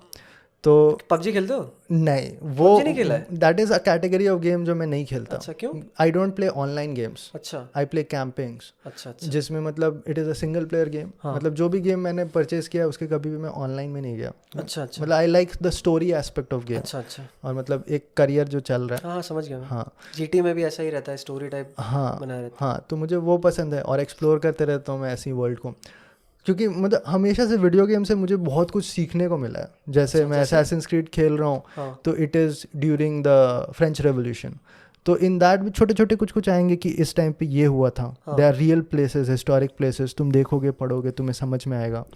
फिर इसी तरह से प्रिंस ऑफ पर्शिया खेला तो it gave me an idea like Babylon इस तरह का था। अच्छा, तो थोड़ा मतलब ठीक है फिक्शनल है, लेकिन बहुत हद तक वर्ल्ड के बारे में मुझे समझ में आता था, है ना।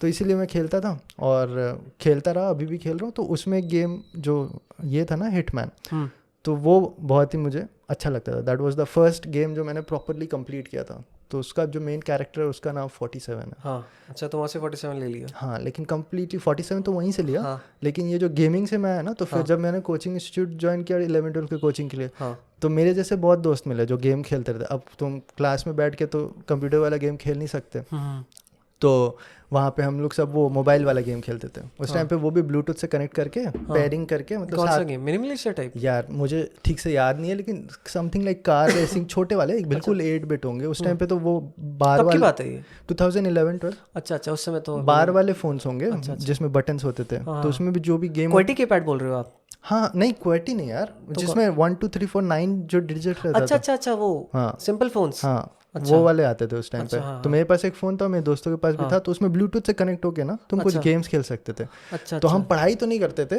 लेकिन हमारा ये था कि जो तुम्हारा ब्लूटूथ का डिवाइस का नाम है ना, वो तुम्हारा नाम नहीं होना चाहिए। That should be something related to पढ़ाई। यही पढ़ाई करते थे हम बस। तो हम जैसे फिजिक्स और मैथ्स के क्लास में बैठे हैं, तो ऐसा क्योंकि पढ़ाई से रिलेटेड ही होना चाहिए, जस्ट अ नॉर्म, ठीक है। सब ने किसी ने वेवलेंथ रख दिया, अच्छा किसी ने फ्रीक्वेंसी रख दिया, किसी ने रेडिएशन रख दिया, अच्छा मैंने टॉर्क रख दिया।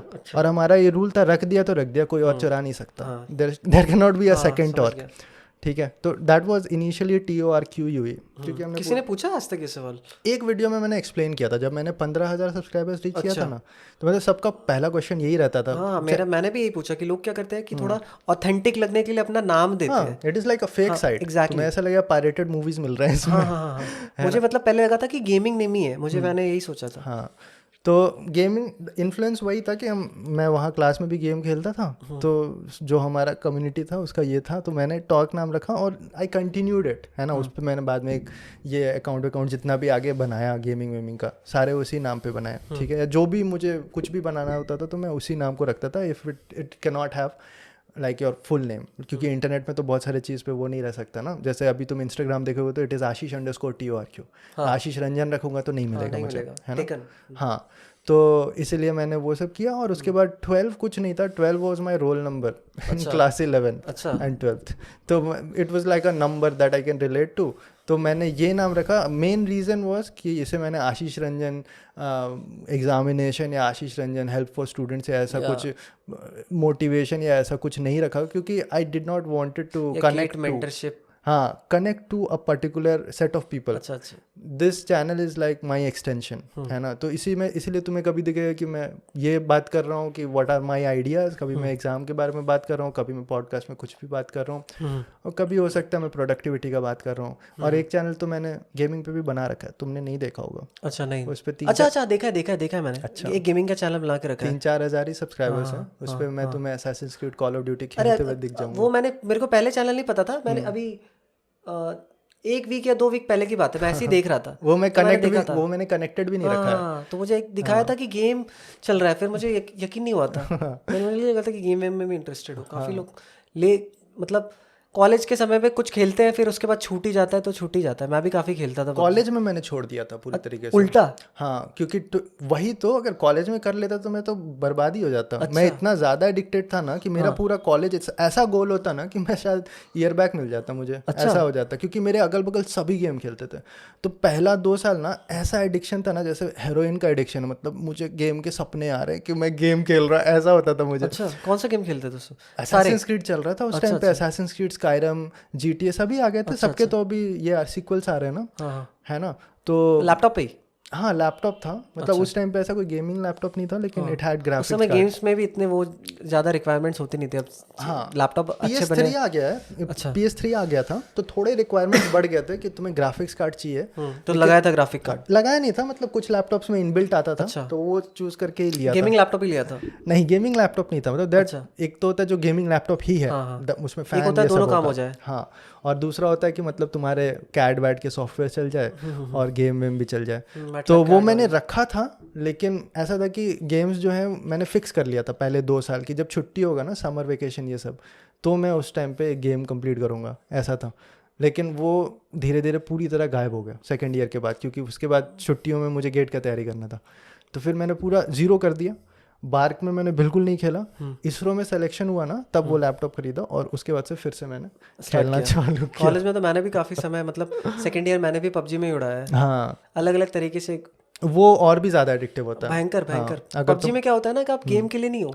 PUBG में जो 4 लोग कनेक्ट होकर आपके साथ जो मजे आ रहे हैं ना, कि कोई किसी को मार रहा है, बातें हो रही है, उसमें खूब मजा आता है। Like every session is new. अगर तुम्हारा ऐसा हो गया तो दैट उसका एंटरटेनमेंट का कोई मैच ही नहीं है। उसमें ऐसे ही मतलब निकल जाता है समय, पता ही नहीं लगता है कब निकला है। सुबह हो जाएगा, तुम्हें पता नहीं चलेगा, अरे धूप निकल रहा है वहाँ, मैंने सनराइज हो गया। मतलब 6-6, 7-7 घंटे भी PUBG खेला है, मतलब कॉलेज में, मतलब चार्ज पे लगा के ही खेलते थे। तो ये था एक चीज़ हम लोग पहले डिस्कस कर रहे थे। एक चीज़ शायद हमने डिस्कस नहीं करी, एक चीज़ मैं बताना चाह रहा था कि काफ़ी लोग ये करते, मेरे से पूछते हैं, जैसे कि जिसकी भी रैंक आ जाती है ना, उनसे एक सवाल होता है लोगों का, कि आप प्रेशर को कैसे हैंडल करते हो। सबसे बड़ा सवाल, एग्जाम के दिन का प्रेशर कैसे हैंडल करते हो। तो इसके ऊपर डिस्कशन मैं कर रहा था, तो मेरे से भी काफ़ी लोगों ने ये मतलब सवाल पूछा है। तो इसका मैं मतलब थोड़ा डिस्कस करना चाहता था कि कुछ लोग तो होते हैं, जैसे आपने एक टीवी सीरीज देखी है, प्रिजन ब्रेक? सुना था, सुना थोड़ा है? एक दो एपिसोड अच्छा, देखा था। तो कुछ लोग होते हैं जो कि अरे सॉरी यार, हाँ हाँ हाँ, हाँ, कुछ लोग होते हैं जो कि जिनकी पर्सनालिटी ही काफ़ी काम होती है कि Okay. मतलब वो पर्सनालिटी वाइज ही काफ़ी काम लोग होते हैं, लेकिन Okay. कुछ लोग होते हैं जो काम नहीं होते हैं। हम्म, अपनी बात में अगर मैं करूँ, आई एम नॉट अ काम पर्सन कि Okay. इतना काम वाम नहीं हूँ मैं। हम्म, तो जो लोग काम पहले से ही होते हैं तो उनको तो ज़्यादा दिक्कत महसूस होती नहीं है कि मतलब इस उनके लिए मतलब नॉर्मली उनका हैबिचुअल है ये जैसे काम। आई थिंक गौरव जोशी, हाँ काम रहेगा हमेशा। हाँ, कुछ लोग ऐसे काम होते हैं, कुछ लोग होते हैं जो काम नहीं होते हैं, तो उनको over the period of time ये ट्रेट एक्वायर करना पड़ता है। तो इसका मेरे से जो भी पूछता है ना कि भैया काम कैसे रहे, या आप जो रैंक जो लेके आए हो आपने एग्जामिनेशन हॉल में ऐसा क्या किया, कैसे काम किया, पेपर बड़ा तोड़ो आ गया था तो आपने कैसे अपना दिमाग को वो किया। तो इसका एक ही तरीका है कि अगर आपको प्रेशर सिचुएशंस में अच्छा परफॉर्म करना है तो उसका एकमात्र ही तरीका है एक आम आदमी के लिए कि उसको अपने आप को सिचुएशन में 50 बार डाल देना पड़ेगा। That is the only thing. Try to be better the next time. Simple बात है ये। अगर किसी को मान लेते हैं हम फायर फाइटर को भी हम देखते हैं, तो जब वो पहली बार आग बुझाने जाता है ना तो सर से पसीना निकलता है, उसका हाथ कांपता है, पैर कांपता है, पता ही नहीं होता है क्या करूं। उसी फायर फाइटर को लेकिन अगर मैं 225वें टाइम आग बुझाते हुए देखूंगा तो मैं देखूंगा कि बिल्कुल ही चेंज्ड आदमी है वो, उसको पता है एग्जैक्टली कि उसको क्या करना है। एस्ट्रोनॉट्स को ही देख लो ना, बिल्कुल कैसे सीखते हैं। हाँ मतलब उनको ट्रेन किया जाता है 7G 5G फोर्स के लिए इतना ज़्यादा बार कि it they get used to. हाँ यूज्ड टू, वही है। तो मेरा यही उनको कहना था कि इधर इतना तो काम नहीं करना है जितना एस्ट्रोनॉट्स को करना होता है और फायर फाइटर को। आपको क्या करना है कि काफ़ी बार उस इन्वायरमेंट में अपने आप को डाल देना है, ताकि जब आप 51st टाइम या 52nd टाइम जब आप उसी इन्वायरमेंट में जाओ तो आपको ये लगे कि this is my usual routine, this is not a different thing. Okay, तो ये एकमात्र तरीका है। मैंने ये बहुत फॉलो किया। मैंने इस बार खूब टेस्ट दिए हैं, मतलब अराउंड 35 to 40 मैंने फुल टेस्ट दिए हैं। हाँ खूब टेस्ट दिए हैं। मेरा क्या मानना था ना, this happened to me after 2017 GATE कि मतलब मेरा भी परफॉर्मेंस अच्छा नहीं था। मैंने ये समझ लिया था कि मैं थोड़ा तो पैनिक किया हूँ, जिसकी वजह से मैंने ज़्यादा क्वेश्चन अटेम्प्ट नहीं किया। तो मेरा अंडरस्टैंडिंग आइडियोलॉजी कैसे डेवलप हुआ कि dealing with pressure is a skill which is not 100% related to examination. मतलब if a person is good in relating और dealing with pressurize situation, he will be good in exams also. तो मैंने सोचा कि मतलब मुझे जिस चीज़ से भी डर लग रहा है, जिस चीज़ में भी मुझे प्रेशर लग रहा है, वो मैं करूँगा। जैसे मुझे अगर स्टेज में जाके बात करने में डर लग रहा है तो मैं वो भी करूँगा, एंड हैविंग इन माइंड कि वो चीज़ मुझे एग्जाम में भी हेल्प करेगा। अगर मुझे किसी लड़की से बात करने में डर लग रहा है तो मैं वो भी करूँगा। अच्छा। मतलब what ever I am afraid of, I will go ahead and do that. That help me a lot.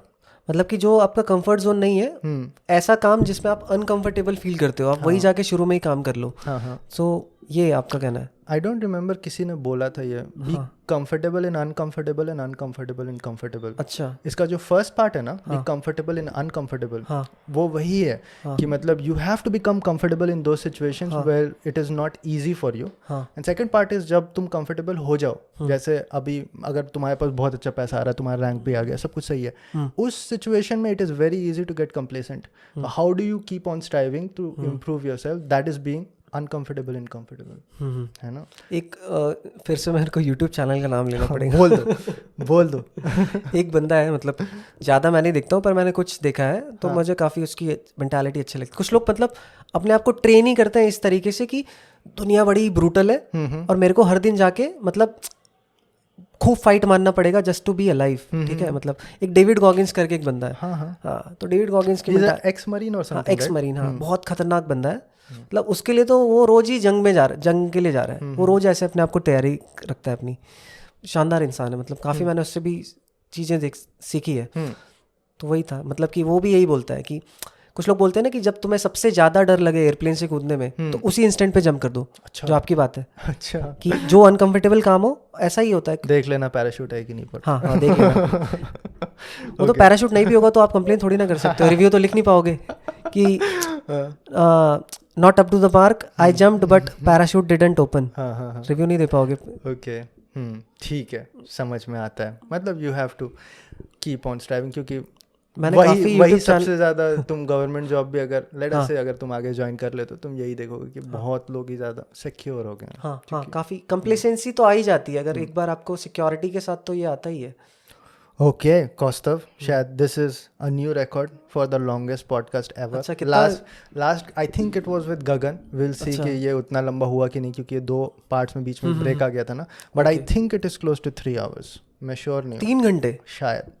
6:40 हो रहा है, 6:40 हो रहा है। तुम यहाँ पे 3 बजे आए थे। अच्छा, मे बी लिटिल हमने 4 बजे से स्टार्ट किया है। हाँ, शायद पता नहीं, 4 या 4:30 से 4:15 से स्टार्ट किया है। ओके, होपफुली तुम सुन रहे होगे अभी तक।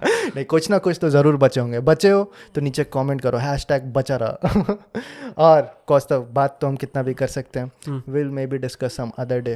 तुम भी आस पास ही रहते हो किसी दिन, और अगर तुम्हारा टाइम निकला तो आ जाना, देयर इज़ नो रिस्ट्रिक्शन। तुम हर कंटिन्यूस 3 पॉडकास्ट में भी अगेन एंड अगेन आ सकते हो। I don't care channel unsubscribe होने लग जाएगा। I don't care. Bye bye to those who are unsubscribing, सही बात है ना? लेकिन मतलब you are not playing the numbers game. Don't give a shit about numbers ठीक गेम। है, सही बात है। काफी लोग ऐसे होते हैं, they don't care about the numbers. सही है। मुझे लगता है कि अगर मैं इतना केयर करूँ ही हाँ, तो मैंने जॉब ही क्यों छोड़ा, वो तो बेस्ट जॉब था, मैं हाँ। वही कर लूँगा। है ना? ठीक है, ओके कौस्तव, बहुत ही अच्छा लगा तुमसे बात करने का। तरह तरह के अतरंगी चीज़ों के बारे में हमने बात किया, फिर कभी दोबारा ज़रूर करेंगे। और thank you for listening to momentum podcast. Kaustav, तुम्हें जाते जाते कुछ बोलना है तो बोल सकते हो। किससे रिलेटेड मैं बोलूँ? आई डोंट नो, अगर तुम्हारे पास कोई मैसेज है you can share it, otherwise will close it. ऐसे तो बहुत ही सारे मैसेज हमने ऑलरेडी शेयर तो मैं कर जस्ट लिया। एग्जाम ही दे के आया हूँ, तो मैं एग्जाम से रिलेटेड ही बोलूँगा। Where can they find you? On LinkedIn? You can find me on LinkedIn. Telegram पे भी मैं हूँ, मेरा Okay. ग्रुप है, मैंने इसके लिए ही बनाया। काफ़ी लोग पूछते हैं, तो मैं फ्री में ही कंटेंट वगैरह जो नोट्स वगैरह है प्रोवाइड करता हूँ। ओके, और ऐसे ही गूगल मीट वगैरह रखता हूँ, सिंपल। ऑलराइट, तुम ऑर्गेनाइज करते हो? ऑर्गेनाइज करता हूँ मैं। ओके, तो गाइज तुम्हारा सारे लिंक्स जो होंगे that will be in the description box. Thank you for staying with us till the end. Really appreciate your support. Momentum Podcast is a weekly podcast. It comes under Ashish Ranjan Podcast. Other few podcasts that we are running under the same name are Talk and Fire, Spacecast, Talk and Fire on general topics, Spacecast on space science and technology. And that's about it. We'll see you all in the next one. Till then, bye. हो गया बस. That's where we cut it. और बताओ कैसा लगा? मजा आया।